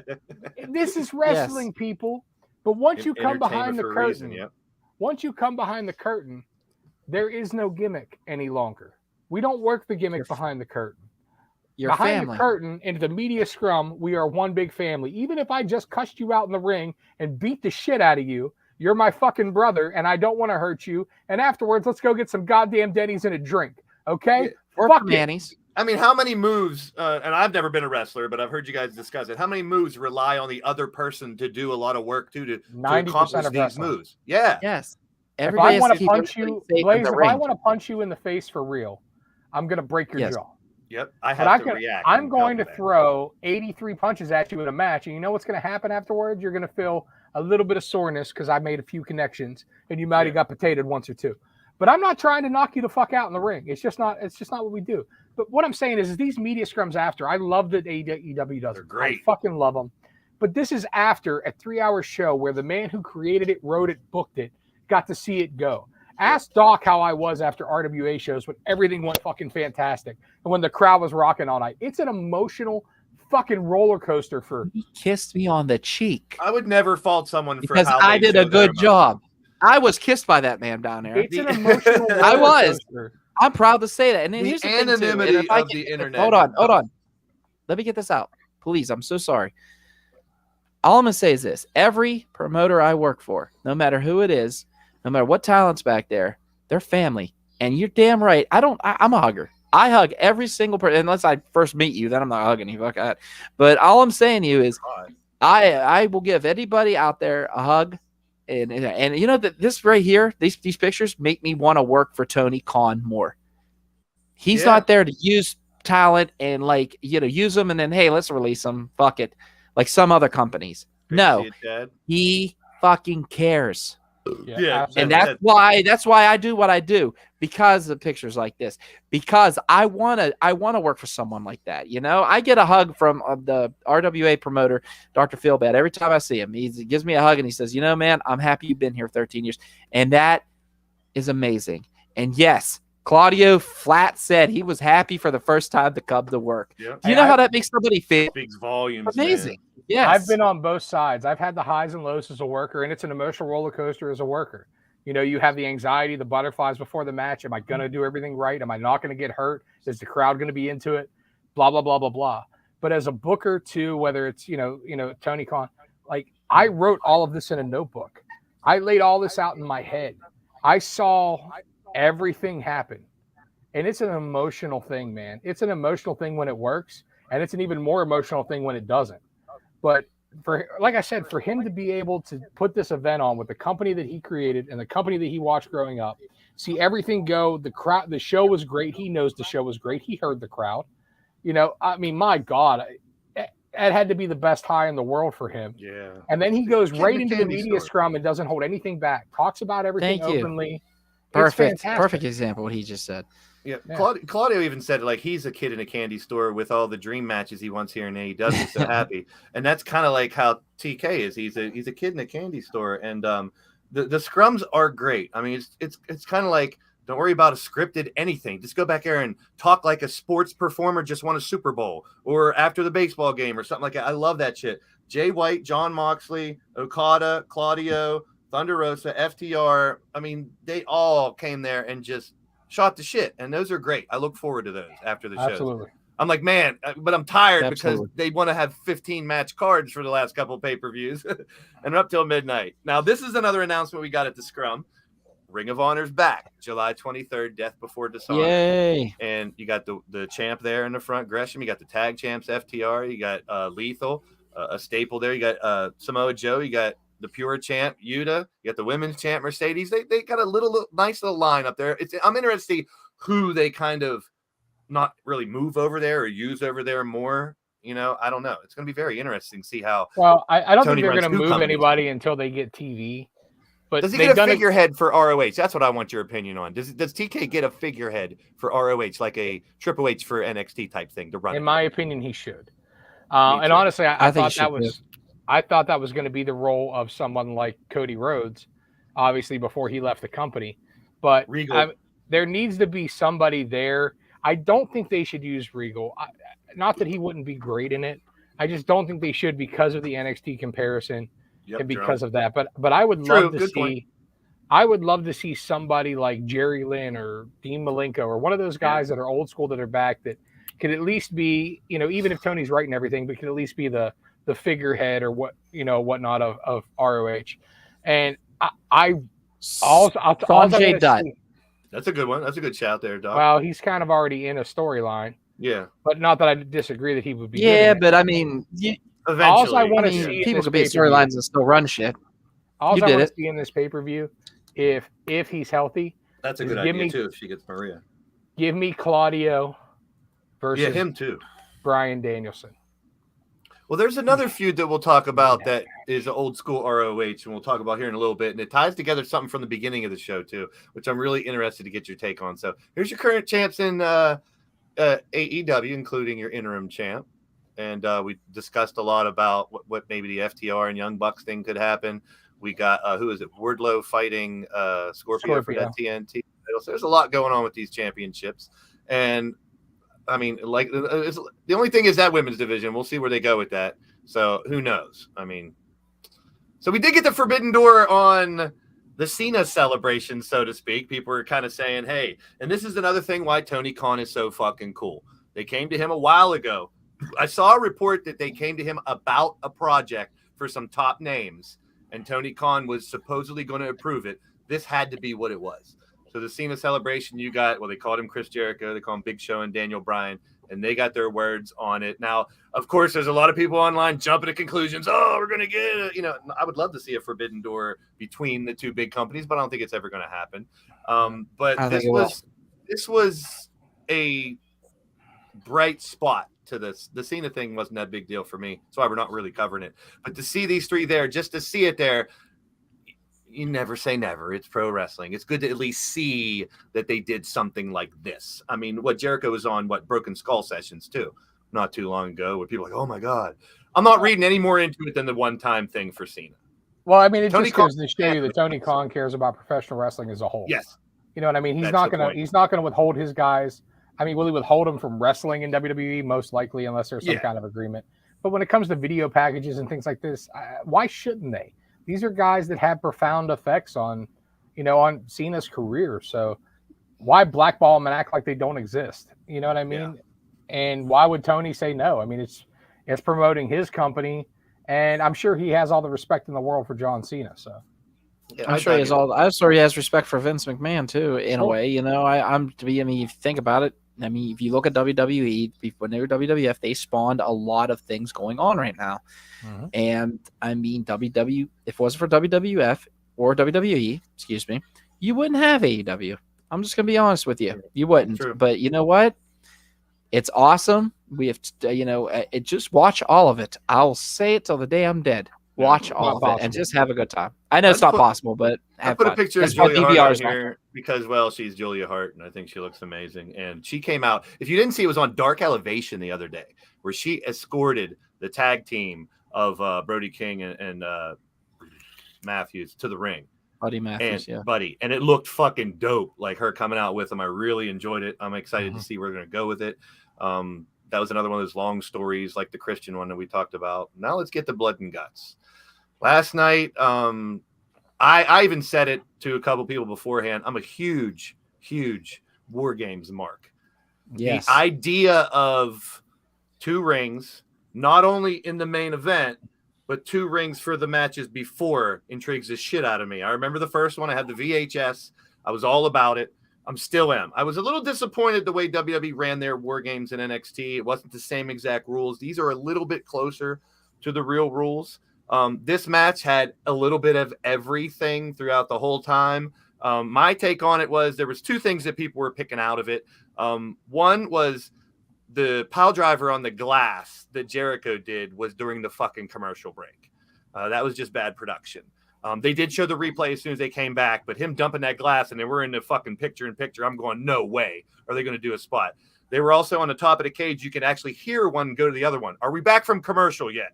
Because they didn't do the Guevara spot until they were back from commercial. It's one of the problems you have with the War Games match setup, though, because there is no referee in the ring. No, so the last one, real quick, and I'll let you guys get your take on it, was the fact that you literally saw Moxley blade Max Menard. They literally showed him reach over and cut the dude. You could see it happen because something was going on, and they cut away from it right away. Those are minor things. I'm not knocking the match at all. Yeah, I'm not knocking the match at all. It was my favorite War Games match, I think, of all time when it's all said and done. I knew they were going to do a big spot somewhere. I like the ending, the tease with Moxley and with Kingston. I mean, I like the We the People tease inside the War Games. All in all, this was fucking phenomenal. This was entertaining. It was fun. It had comedy. It had obviously a shitload of blood, and to bring a table in there and everything too. This was a great match. A lot of people are knocking them for giving it to us for free, and the fact that they tied it right after, and they had to kind of promote both this and Forbidden Door. I kind of agree a little bit, but I like it on free TV. Right? I'll tell you why I don't agree with that. So for the last month, they've been building Forbidden Door, which means pretty much everything in AEW has been on hold. So last night finally felt like the first Dynamite where we're back to AEW. The first hour with, Danhausen and FTR and the 6-man was entertaining as hell. Orange Cassidy Page, the most underrated man in professional wrestling, Christian Cage, cutting a fantastic fucking promo, and now us seeing the Dark World Luchasaurus, the fallen fucking dinosaur, whatever you want to call him. Luchasaurus Dark. It was all great. It was all fantastic, and it finally felt like AEW was back in its groove. Yeah. Now the Blood and Guts match itself, I did enjoy it. I enjoyed the shit out of it. My favorite is always going to be Dusty and the Road Warriors and the Four Horsemen. I mean, it's just the nostalgia of it. But I love every minute of this. I love that Jericho came out in the Clockwork Orange, wannabe red light stripper outfits. Like I love boy band-ish as well. I love the sensibility of Jericho, man. He always does this shit and makes it happen. The match itself was great. There was tons of spots, ton to talk about. One thing they didn't do last night in the booking of the match, and I go, some people don't think about it like this, but the formulaic layout of these matches has always been, that once the one-man advantage happens, that then they beat everybody down until the next man advantage happens, and they beat everybody down. They really didn't do that last night. They really kept the action moving, and the momentum shifts weren't based just on the entrances. The momentum shifts were based on usually a huge spot. Like when Angelo came in and they were chasing him around the ring and he was avoiding them and ducking everywhere and, trying to not get killed. And then he got his ass beat. So it didn't matter that he came into the one-man advantage. True. He still got his ass beat. You know what I mean? It made the match, one, less predictable, two, a little more entertaining. The other knock I saw on it was the ending. That the way they had Claudio tap out, Daddy Magic on top of the ring, and the way Eddie was acting. There's a reason for that. It's all build. Claudio and Kingston had Don't blood spoil feuds. It. Don't spoil blood feuds. We're going to talk about that in a minute. Okay. We will definitely talk about that in a minute. Continue. That was so underratedly built last night, and yet so obviously built that I was like, ooh. Yeah, how could you hate the ending? Doc, the blood and guts, my friend. Now, people are saying there's a lot of blood and not enough guts. I think these motherfuckers got to have some guts to get in this match and do what they did. Huge props to Wheeler Yuta and Daniel Garcia. Yeah, Eddie Kingston, when he came in with the kendo stick. Shit out of each other. Kingston was a trip, man, when he came in. Eddie Kingston, he came in just whacking people with that thing. They beat the shit out of Jericho. Good, Doc. What do you think about this? In a whole. First of all, Eddie Kingston reminded me of Darkseid. If you ever watch Darkseid, like in the Injustice video games or anything, the DC enemy or DC heel villain, whatever, he walked out with that stick and he was like, whoosh, whoosh, whoosh. He's just knocking him out of the way. And in the Injustice game, like Darkseid literally fights with one arm behind his back. And he just does this and stuff flies at you. But anyways, that's what he reminded me of. I love this match. The simple fact is, it showed that hatred, that like it told that story that like they waited till the end to put Kingston and Jericho in that ring, and him just going through people, didn't give a fuck if he was even on his own team, and he was like, I'm going to get a hold of Eddie Kingston I'm going to get a hold of Chris Jericho one way or another. I loved how they did it. Yes, whack-a-mole, very good, Kelly, and I'm a hugger too, by the way. One goal, life goal, hug Kelly if I ever meet her in real life, because she's a hugger too. But what I'm saying to you is this. Bottom line, I really enjoyed this event. The table spot with Guevara, I kind of figured out of all of them up on the top of that cage, who was going down. It was definitely Sammy. I did love the fact that they even incorporated Ruby Soho. Will she be the Yeah, nice save there. Blackpool, possibly? She could be. That'd be kind of cool to have a female member. But she also, if you watch, they did a promo where she says, "I know Eddie, and I've seen his look." I really loved how they incorporated that bid before the match to really, kind of open that door up for Ruby to run right through it and kind of like, steal that part of the show and take Ty Conti out, which was a very big factor. Even though she fucked up the spot with the lighter fluid or whatever, she tried to push it through the cage, and I'm like, they're trying to shove that bottle through. Jericho's like, go underneath from the side. No, but I mean, it was an awesome time. I had a great time with it. I enjoyed it. Yes, you did hear him kind of talk. Maybe Eddie's hearing isn't the greatest, but I did hear him say, "We gotta go break. We gotta go break." I did hear that part. Who cares? It was a good time. It was a good time. How did Bode take the Dark World dinosaur?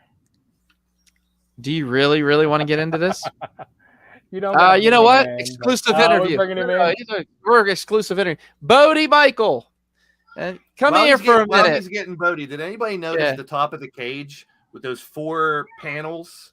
Like, I was thinking, is that going to be tricked to fall through or open or something? Someone's going to get bombed through there or something. But that's I like the way they reinforced it. Sturdy cage, and it's not cage on top. It's literally. Go ahead.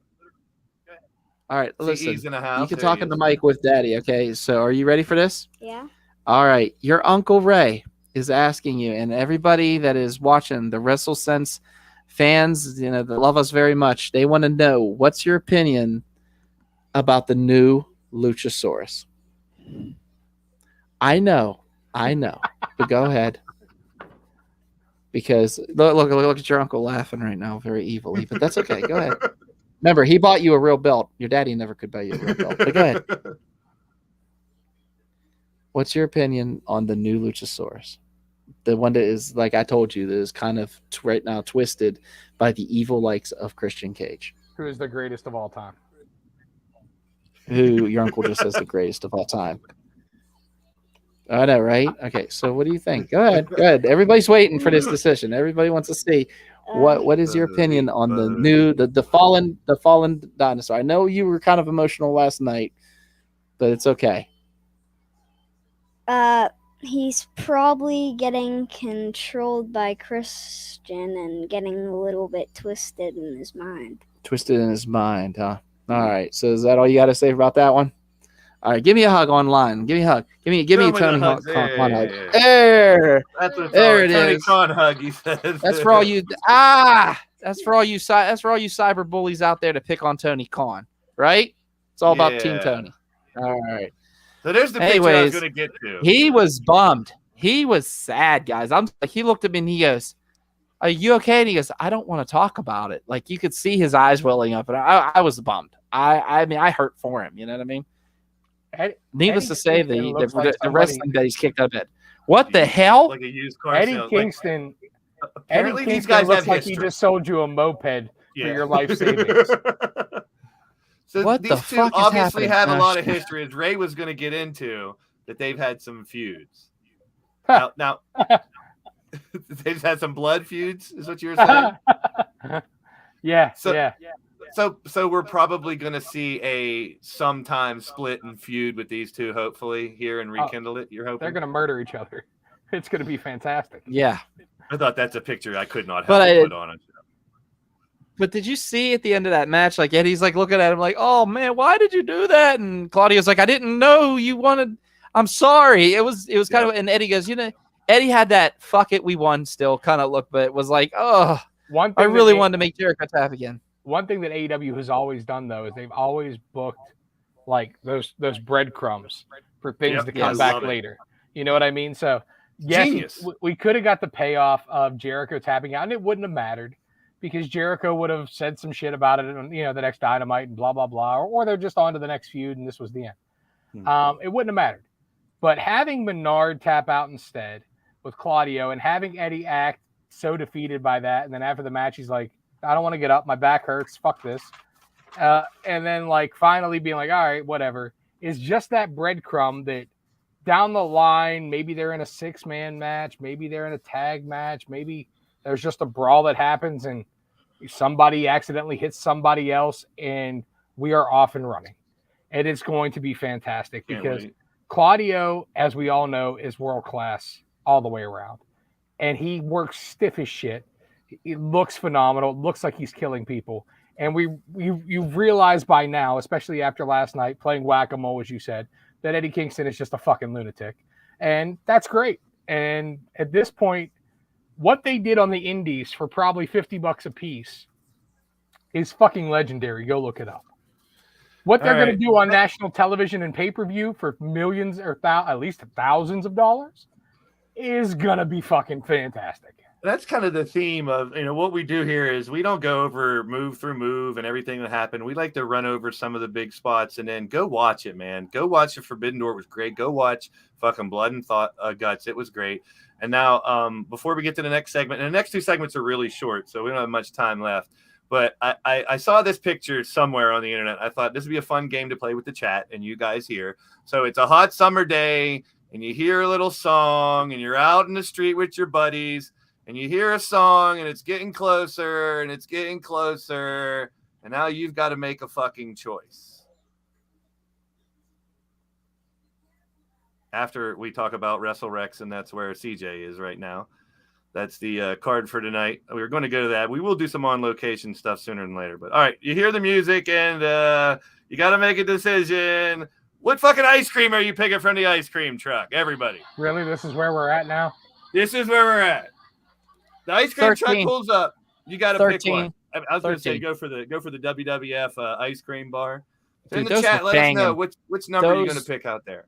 Those were banging. Those were so good. And they tried to rebrand them, but they didn't rebrand them like that. No, they made an ice cream sandwich. The new ones suck.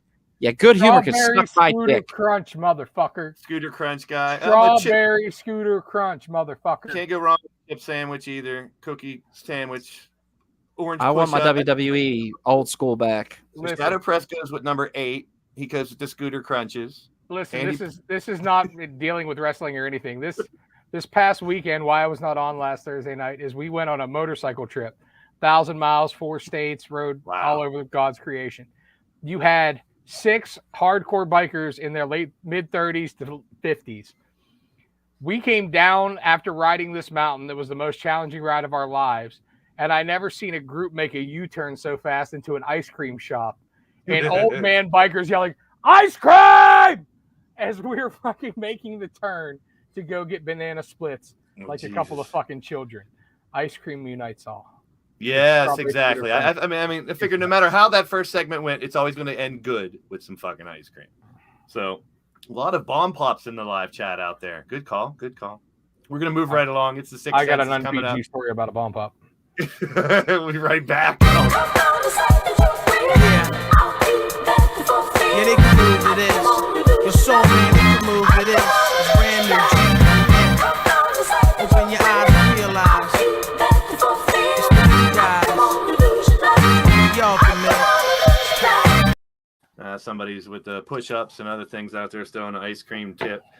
Before we get to the short Ric Flair segment, there's 3 little things of the news I wanted to talk about. There was a lot of barking about Orange Cassidy's theme song, Jefferson's Starship, that he brought back. Jane. I kind of like the first one a little better, but this is his old song from what I heard that TK's been trying to get for a very long time. I don't have a problem with Where's My Head. I liked it, but Jane, the first minute and a half of Jane is going to be fucking iconic over time. It's an amazing intro. It's an awesome song. I don't really know what the hell it has to do. At least Where's My Head kind of made sense for Orange Cassidy. But as far as how Jungle Boy's theme has become iconic, with the OOs, the Jane is going to become synonymous. Just give it time. I'm big on the entrance music and stuff. One thing we didn't talk about on, which we'll hit this real quick. I don't know if this was one of your things. We obviously saw Santana get hurt last night. Yeah. He tried to do a Uranagi, blew his knee out. Yep. There's actually talk that this is probably going to be the last we see of Santana. Apparently there is a personal rift. Apparently there is a personal rift between Santana and Ortiz. It's one of the reasons they've only been in multi-man matches, and Santana has been taking bookings singly. That's why he worked Terminus, Jonathan Gresham's promotion, alone. That's why he's been working other indie shows alone. Apparently, he doesn't want to team with Ortiz anymore, and he doesn't want to be a part of AEW anymore. He wants to try himself outside. Well, here's an open door for him. With him being hurt, his contract is supposedly up sometime between September and October. That may never see Ortiz, at least for a while, on AEW television. We can get Homicide or Hernandez or somebody else take his spot, maybe. I don't know. Ortiz is entertaining enough to be a singles guy. Yeah. He looks good with his no hair, too. The other two things, real quick. Logan Paul was actually signed to WWE today, so he's definitely coming back. Just wanted to bring that up because it's a note. And I want to wish the best to Dana Brooke. Was in a horrible car wreck earlier in the week. Oh, I didn't know that. Oh, man. So she's recovering now. Good thoughts and vibes go to her, man. Yeah. So we wish the best for Dana Brooke in her recovery from her car wreck. So we're going to talk real quick about Flair this time around. We've been going over, getting closer and closer to his final match. Still don't know who he's fighting or anything. The match card's starting to shape up. We've talked about some of the matches card is really good. before. And hoping for some more I still think the roast is going to be the best part of the weekend. So we'll see about that as well. But tonight we're just going to go over, and just for sake of a little bit of numbers, because there's some controversy in his championships. They say he's a 16-time world champion. There's argument for 21 and even 25 world championships. There's, without going into real big detail, in 1983, he went to a show in Dominican Republic, lost the belt to Jack Veneno, and then got it right back. Then he did it in Puerto Rico. He went to Puerto Rico, fought Carlos Colon, lost the title and won it back. And then he did it in Trinidad with Victor Jovica. Same thing. They don't count those championships. One of the reasons why, though, is that these are in foreign countries where the security was suspect and the challenger was so over that they were afraid to start a riot. They were afraid for Flair's safety back in the 70s and 80s, that they would do this flip and then flip it back somewhere else or on another show quickly because they were legit worried that somebody was going to stab one of these guys. Like we saw in the ECW arena, the if Cena wins, we riot signs. Imagine that in a foreign country with poor security and a 1,200 person show. You know what I'm saying? Like, where you're, I get it. You know what I mean? Give you guys the shine at least for a little bit, get the belt. But I don't understand. I mean, if there was an agreement, obviously it was controversial on why they would never use those. At the same time, there was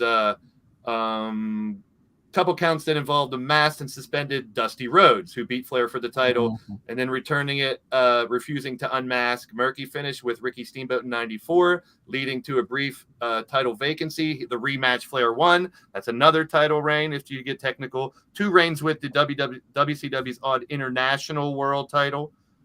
So there are, they say 16-time champs of Cena, but technically you can go up to 25 with Flair if you count every little time he's held a world title. Regardless. In my opinion, it's semantics. Yeah. Now here's a stat that tomato. His first championship and his last championship were tag team titles. His first title was NWA Mid-Atlantic Tag Team title with Rip Hawk in 1974, and a tag team championship with Piper back in 2006. So that's a lot of Ric Flair. So we're going to go over a lot of the iconic things. What about him and Batista? The Batista one's on here too. Piper, Batista. I guess the Batista one would have been after the Piper one. Yeah, I was gonna say. Yeah. So all in all, in the numbers, real quick before we go through some of the titles: 26 in WCW, 10 in NWA, 1 in St. Louis Wrestling Club. He was the Missouri heavyweight champ. We're going to see that belt here in a second. And 6 in the WWE. So over 40 championships, not to count all the matches of the years, the feuds of the years, the wrestler of the years, hardest worker, best heel, Hall of Fames in NWA and 2 in WWE. That's the glorious big gold belt, my favorite belt of all time. There is the NWA World Championship that we all know and love. Awesome belt. And it signifies world to me because it's always involved with more than just the people in that company. The best world title of all time. Winged Eagle, it's one of my favorites of all time too, definitely. And he held that twice. There's the Missouri Championship. Look at that little thing. It looks like a Heineken can on like a string. It looks like a beer can. It looks like a beer can title. A little bit, yeah. So we're going to see some Mid-Atlantic / WCW ones. That's either I think that's the television, Mid-Atlantic television title. There's the United States title from Mid-Atlantic. What the fuck? It looks like someone ripped off his skin, and there's like there's a patch. It looks like something out of It Hellraiser. Yeah, it does. The red is Someone tore his soul his apart. innards. Or- Yeah, or it's like- his innards. He has America in his tummy. I guess Pinhead had sights to show him. But then again, those two probably had sights to show him. Okay. That's a WCW World Championship. That's a Yep. U.S. title. U.S. title. Mm-hmm. Can we get a Intercontinental. picture of Sherry Martel in his robe? Never mind. I think I have Congress. Intercontinental. I think it's kind of weird that he's held there's the WCW heavyweight one that I was thinking of. The one And that he's held like every WC indie promotion uses. I didn't realize how much he tag teamed with Greg Valentine back in the day. They've Yeah. held a couple tag teams. Yeah, him and Valentine are buddies. I didn't realize that. He held the Mid-Atlantic Tag Champs and the NWA World Tag Champs twice with the NWA. That was one. pre-Horseman. Yeah, I was If you watching guys have around any that. I guess that's questions- when I go ahead. If you have any questions for him, he will be at Steel City Con August 12th and 13th. Really? Yes, oh, there's he Dr. is- Anus Tickler. He showed up. Oh no. Who's ready for their appointment? Doc? Oh boy. There's more than one Doc in the room. I feel as long as he's buying dinner. Go ahead. That's my boy Joey. Great dude. Good to see you, Joey. There you go. Little prime looking Flair there. Mm-hmm. With the titles with good old Piper. I think I got a Batista one in here. There you go. So has anybody seen the packages for purchasing StarCast? And Yeah, it's like $100 one, a $200 one. Yeah, they're a little $34.99 for the show. That's not bad. But if you want the show and the roast, it's like $100. Yeah, that's what's fucked up because I want the roast, but I don't want to pay like $70 for a roast or $60. You I'll get wait for three you. things, I think, with a $99 package, but they're not offering just the roast and the card. Like That's it's what either one or the other or $100. Yeah, you get a bundle. They're getting you in that bundle. And I don't know what this Ric Flair tribute belt was, but that's not really a belt. I just figured I'd throw that in there for. They shits and giggles. actually All right. released that as that was like a literally a collector's item that they only had so many of, and you got an actual robe with it, with the belt and everything. Okay. It was really cool. I've seen a collector on YouTube that got it. Pretty So neat. a quick one on Flair this time around. We're going to get into some of his nicknames, some of the other stuff that goes along with Ric Flair. I don't want to spoil them all in the next couple weeks leading up to his final match. And that is it for the Ric Flair tribute for tonight. And we're getting closer and closer to that. We're getting closer and closer to our final segment, which will be pretty quick. There's only a couple matches for our 2 cents. Stay tuned.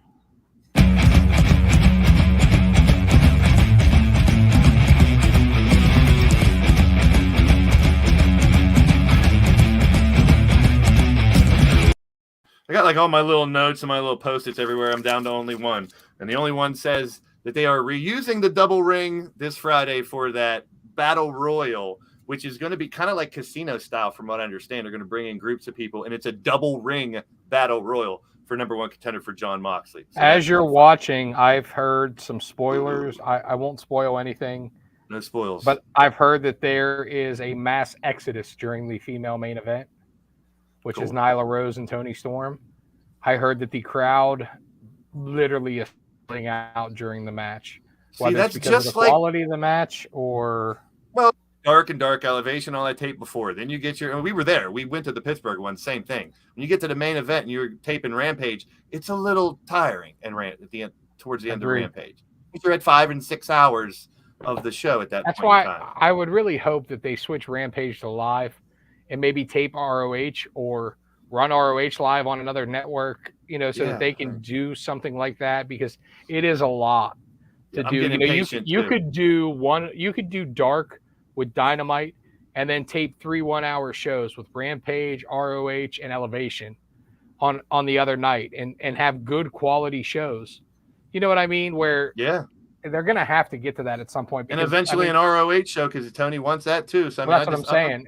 I'm getting And the impatient. I just want it Rampage- to happen. The Rampage ratings are terrible. So The 10 o'clock's not ideal, but I don't think the 7 o'clock is either, or 6, because on the West Coast that's rush hour, but it's still end of day work day. So that's why some people are like, go before SmackDown. I'm like, no, why don't you go during fucking SmackDown and challenge them straight up? I don't know. I mean, there's wrestling on. I have every a damn friend day. that's going to both this and he's leaving partially through and going to UFC. Oh, sweet. What? How can you leave So partially? he is through? You're going gonna to miss both. both ladder matches. I don't know. They're probably going to start the match. They're going to start Money in the Bank with one of them. I told him, I was like, I don't know why you did that. I'm talking about Jason from That Wrestling Podcast. Yeah, he also met the Jason. Street Profits already. Big shout out to That Wrestling Podcast. Yeah, he wants to smoke. Big shout out to him. Big shout out to Joker, Drum, everybody in the live chat coming through. Doctor, make sure you guys hit that thumbs up. We are also live on the WrestleSense channel, guys. Make sure if you haven't already, here's the link. Go check that out. Subscribe to the WrestleSense podcast. We are at 90-some subscribers. We got to get over that 100 mark so we can do more with the channel. So definitely pop on over there to the WrestleSense channel. We're live on that channel right now, too, and help us get over 100 so we can expand the channel.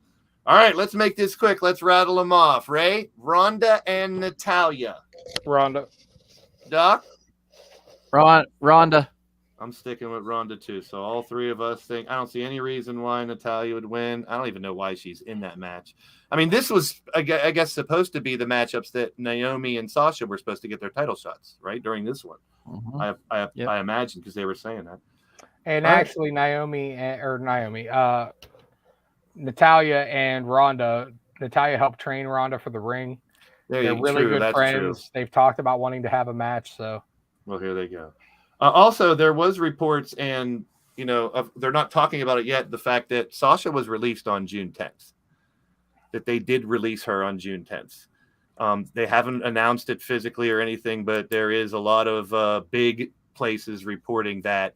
I think it's Raj from No DQ, who's been around since I started watching wrestling and reports, and he stated that they're not talking about it, but she has been released since June 10th. Who knows where she's going to be yet, or whether there's a 90 days tacked on. We'll see. And the same thing about Naomi.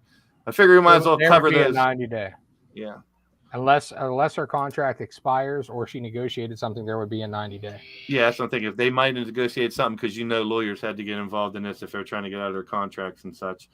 Same thing here. Everyone going Bianca? I am. Bianca.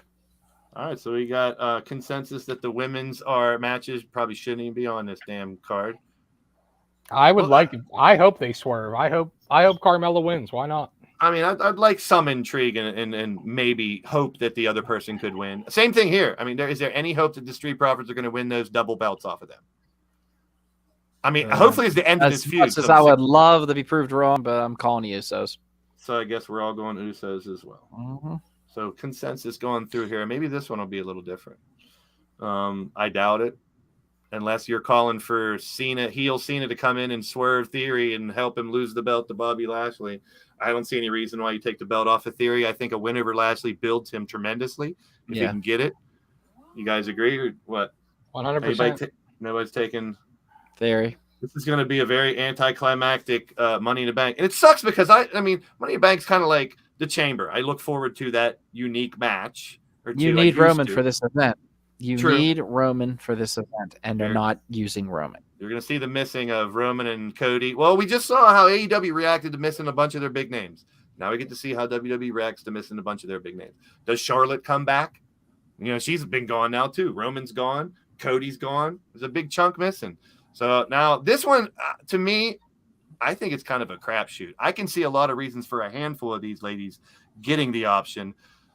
I'll let you guys go first. Ray? I'm still up in the air. I agree with you that it's a crapshoot. I think it's going to be Becky, and I don't want it to be Becky. I'm the same. I would like to see it be Alexa Bliss or Liv. Or even Asuka. I really don't care. But it's going to be Becky because it's the way they book the women's division. It's the way they book, period. It's going to be Becky. Yeah. Doc?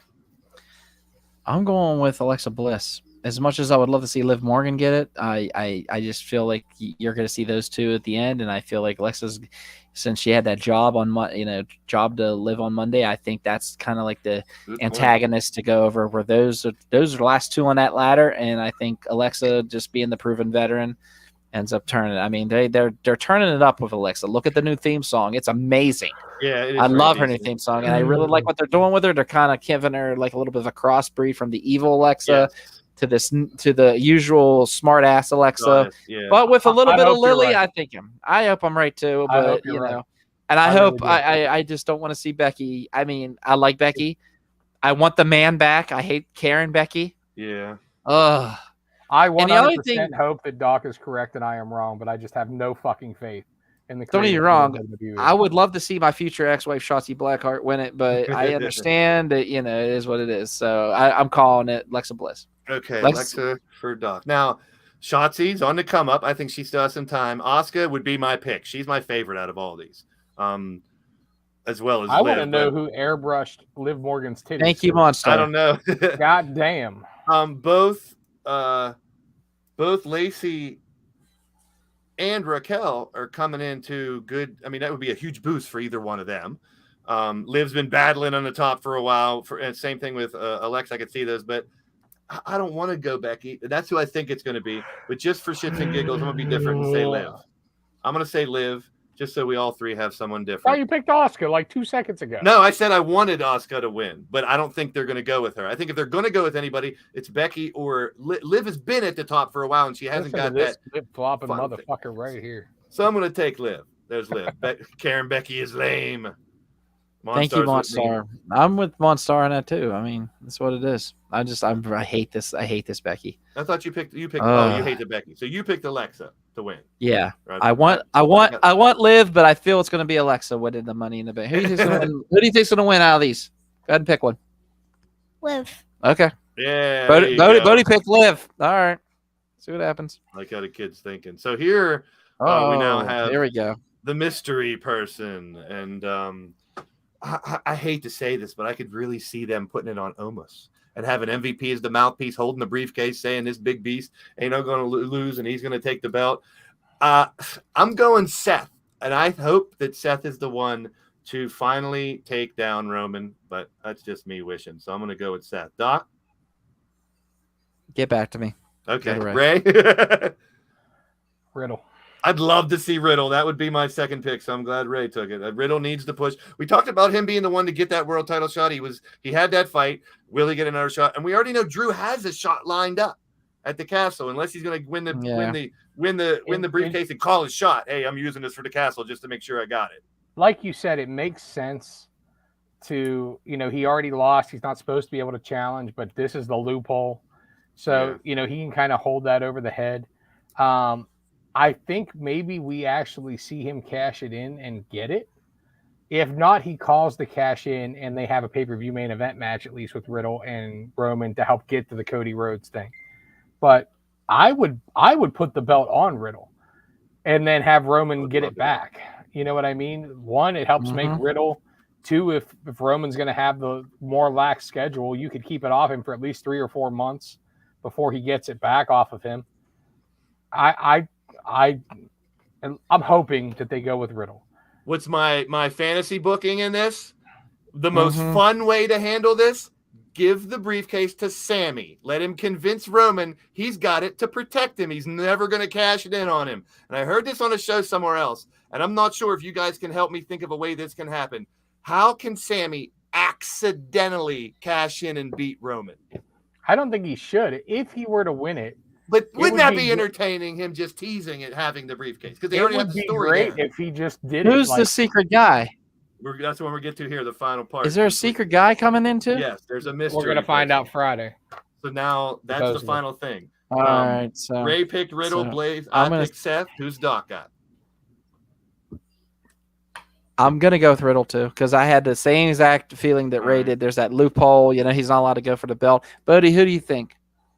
Riddle. Okay, so both Doherty say Riddle. The final thing I want everyone to do, and I want to put on our booking hats real quick, and I'm going to do it first.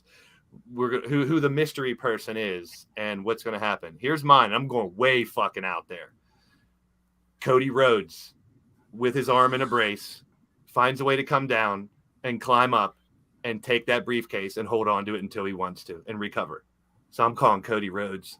Not needing to wrestle. They might not even announce him until late in the match. And you hear the lights go out when someone's on top of the ladder. And then you hear, wrestling's got more than one royal family. I just think that you can use Cody without having him fight. And then the end game is him getting Roman, which is they're going to go to anyway. So that's my way out there prediction. Doc, who do you think the mystery person can be? Bastion Booger. No. I thought about Cody Rhodes there for a little bit. Yeah, I I hate to say it, but Brock Lesnar's known for making everybody's Money in the Bank and pissing in everybody's Cheerios. Oh, God. So, if anything, I have a gut feeling, they did show Brock in the beginning. I would love to see Bray Wyatt, like Walter's saying right now. I would pray to see Bray Wyatt, but unfortunately, I'm going to have to go with Brock Lesnar. Brock, that's a good one. All right, Ray, you're a booker, man. You always have great ideas. Hook us up with one. Do you want what I want to happen, or do you want what I think's going to happen? No, I want you to book whoever the mystery man is coming in and winning. Edge. Ooh. Ultimate opportunity. Oh. We get Metalingus back as his entrance music. Bum, bum, bum, bum, bum. He comes out, he wins the briefcase, and he cuts the promo the following Monday saying that I'm the ultimate opportunist. I'm the one that's going to cash this in. I'm the one that's going to take the title. But first, I have some dickheads to deal with. And he goes into the feud with Judgment Day just like we expect him to do. But that then puts the intrigue on somebody who's cashed in before. Yeah. Somebody who's believable to cash in. Somebody who we could definitely sell a pay-per-view with Edge versus Roman. Mantar. It's all right there. That's a good one. Unfortunately, it can't be Orton. He's out for the rest of the year. And his from what I'm hearing, his injuries Orton's out rested. He could be done too, unfortunately. Hopefully he's not. But it's a lot worse than they originally reported from what I'm hearing. So we'll have to keep an eye on that. Those are good ideas. And that's let's see what else I have thrown in here. Jake Bagwell, I hope you're wrong. I love Dolph, but that would be such a letdown. All right, who's the best Money in the Bank holder ever? Favorite? My memory sucks. I couldn't tell you. So anyone in there that you enjoyed the most? Ray? As far as enjoyed, I mean, I love when Kennedy had it. I loved when Punk had it.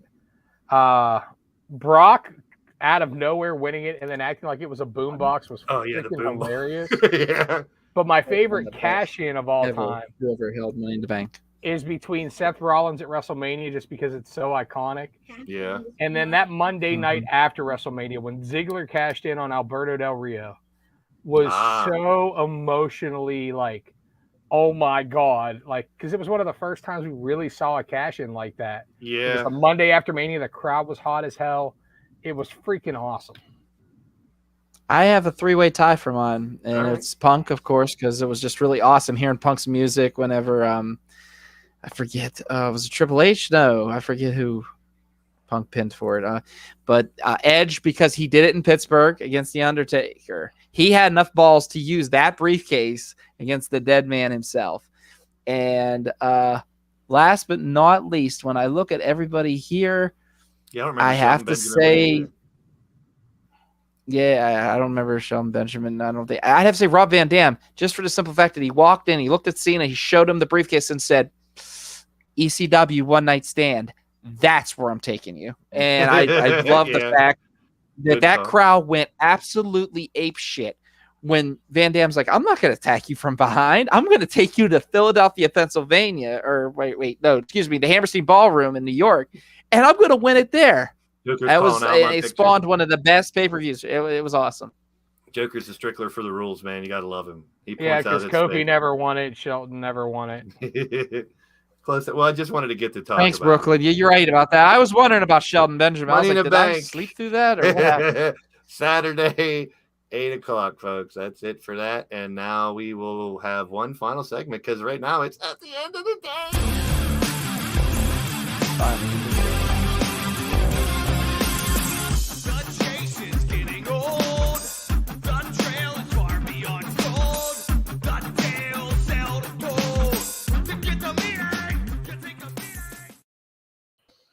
All right, Doc, at the end of the day, my friend. At the end of the day, all cyberbullying people out there, because I've been a victim of it myself against a former coworker who blamed me for covering up a sexual harassment thing. Needless to say, to all you cyberbullying people out there, fuck off. Yeah. All right, I'm good. All right, that's my thing. At the end of the day, Ray. At the end of the day, listen to what Doc said. And if you're a cyberbully, go fuck yourself. Yeah. For me, at the end of the day, check out this link that I'm dropping right now. It's our WrestleSense podcast YouTube page. We are live there as well right now. If you're not subscribed to that, please do. trying to get back over 100 so we can expand the channel and do a lot more. Listen, tell your friends' moms, tell them that I'll call them later. Tell your neighbors, tell your milkman, tell your fucking postal service worker, the chick that fucking rings you up at Walmart and takes 15 goddamn minutes for 13 fucking items. Tell her WrestleSense fucking podcast. Sons of bitches. Yeah, we out of here. See you next week.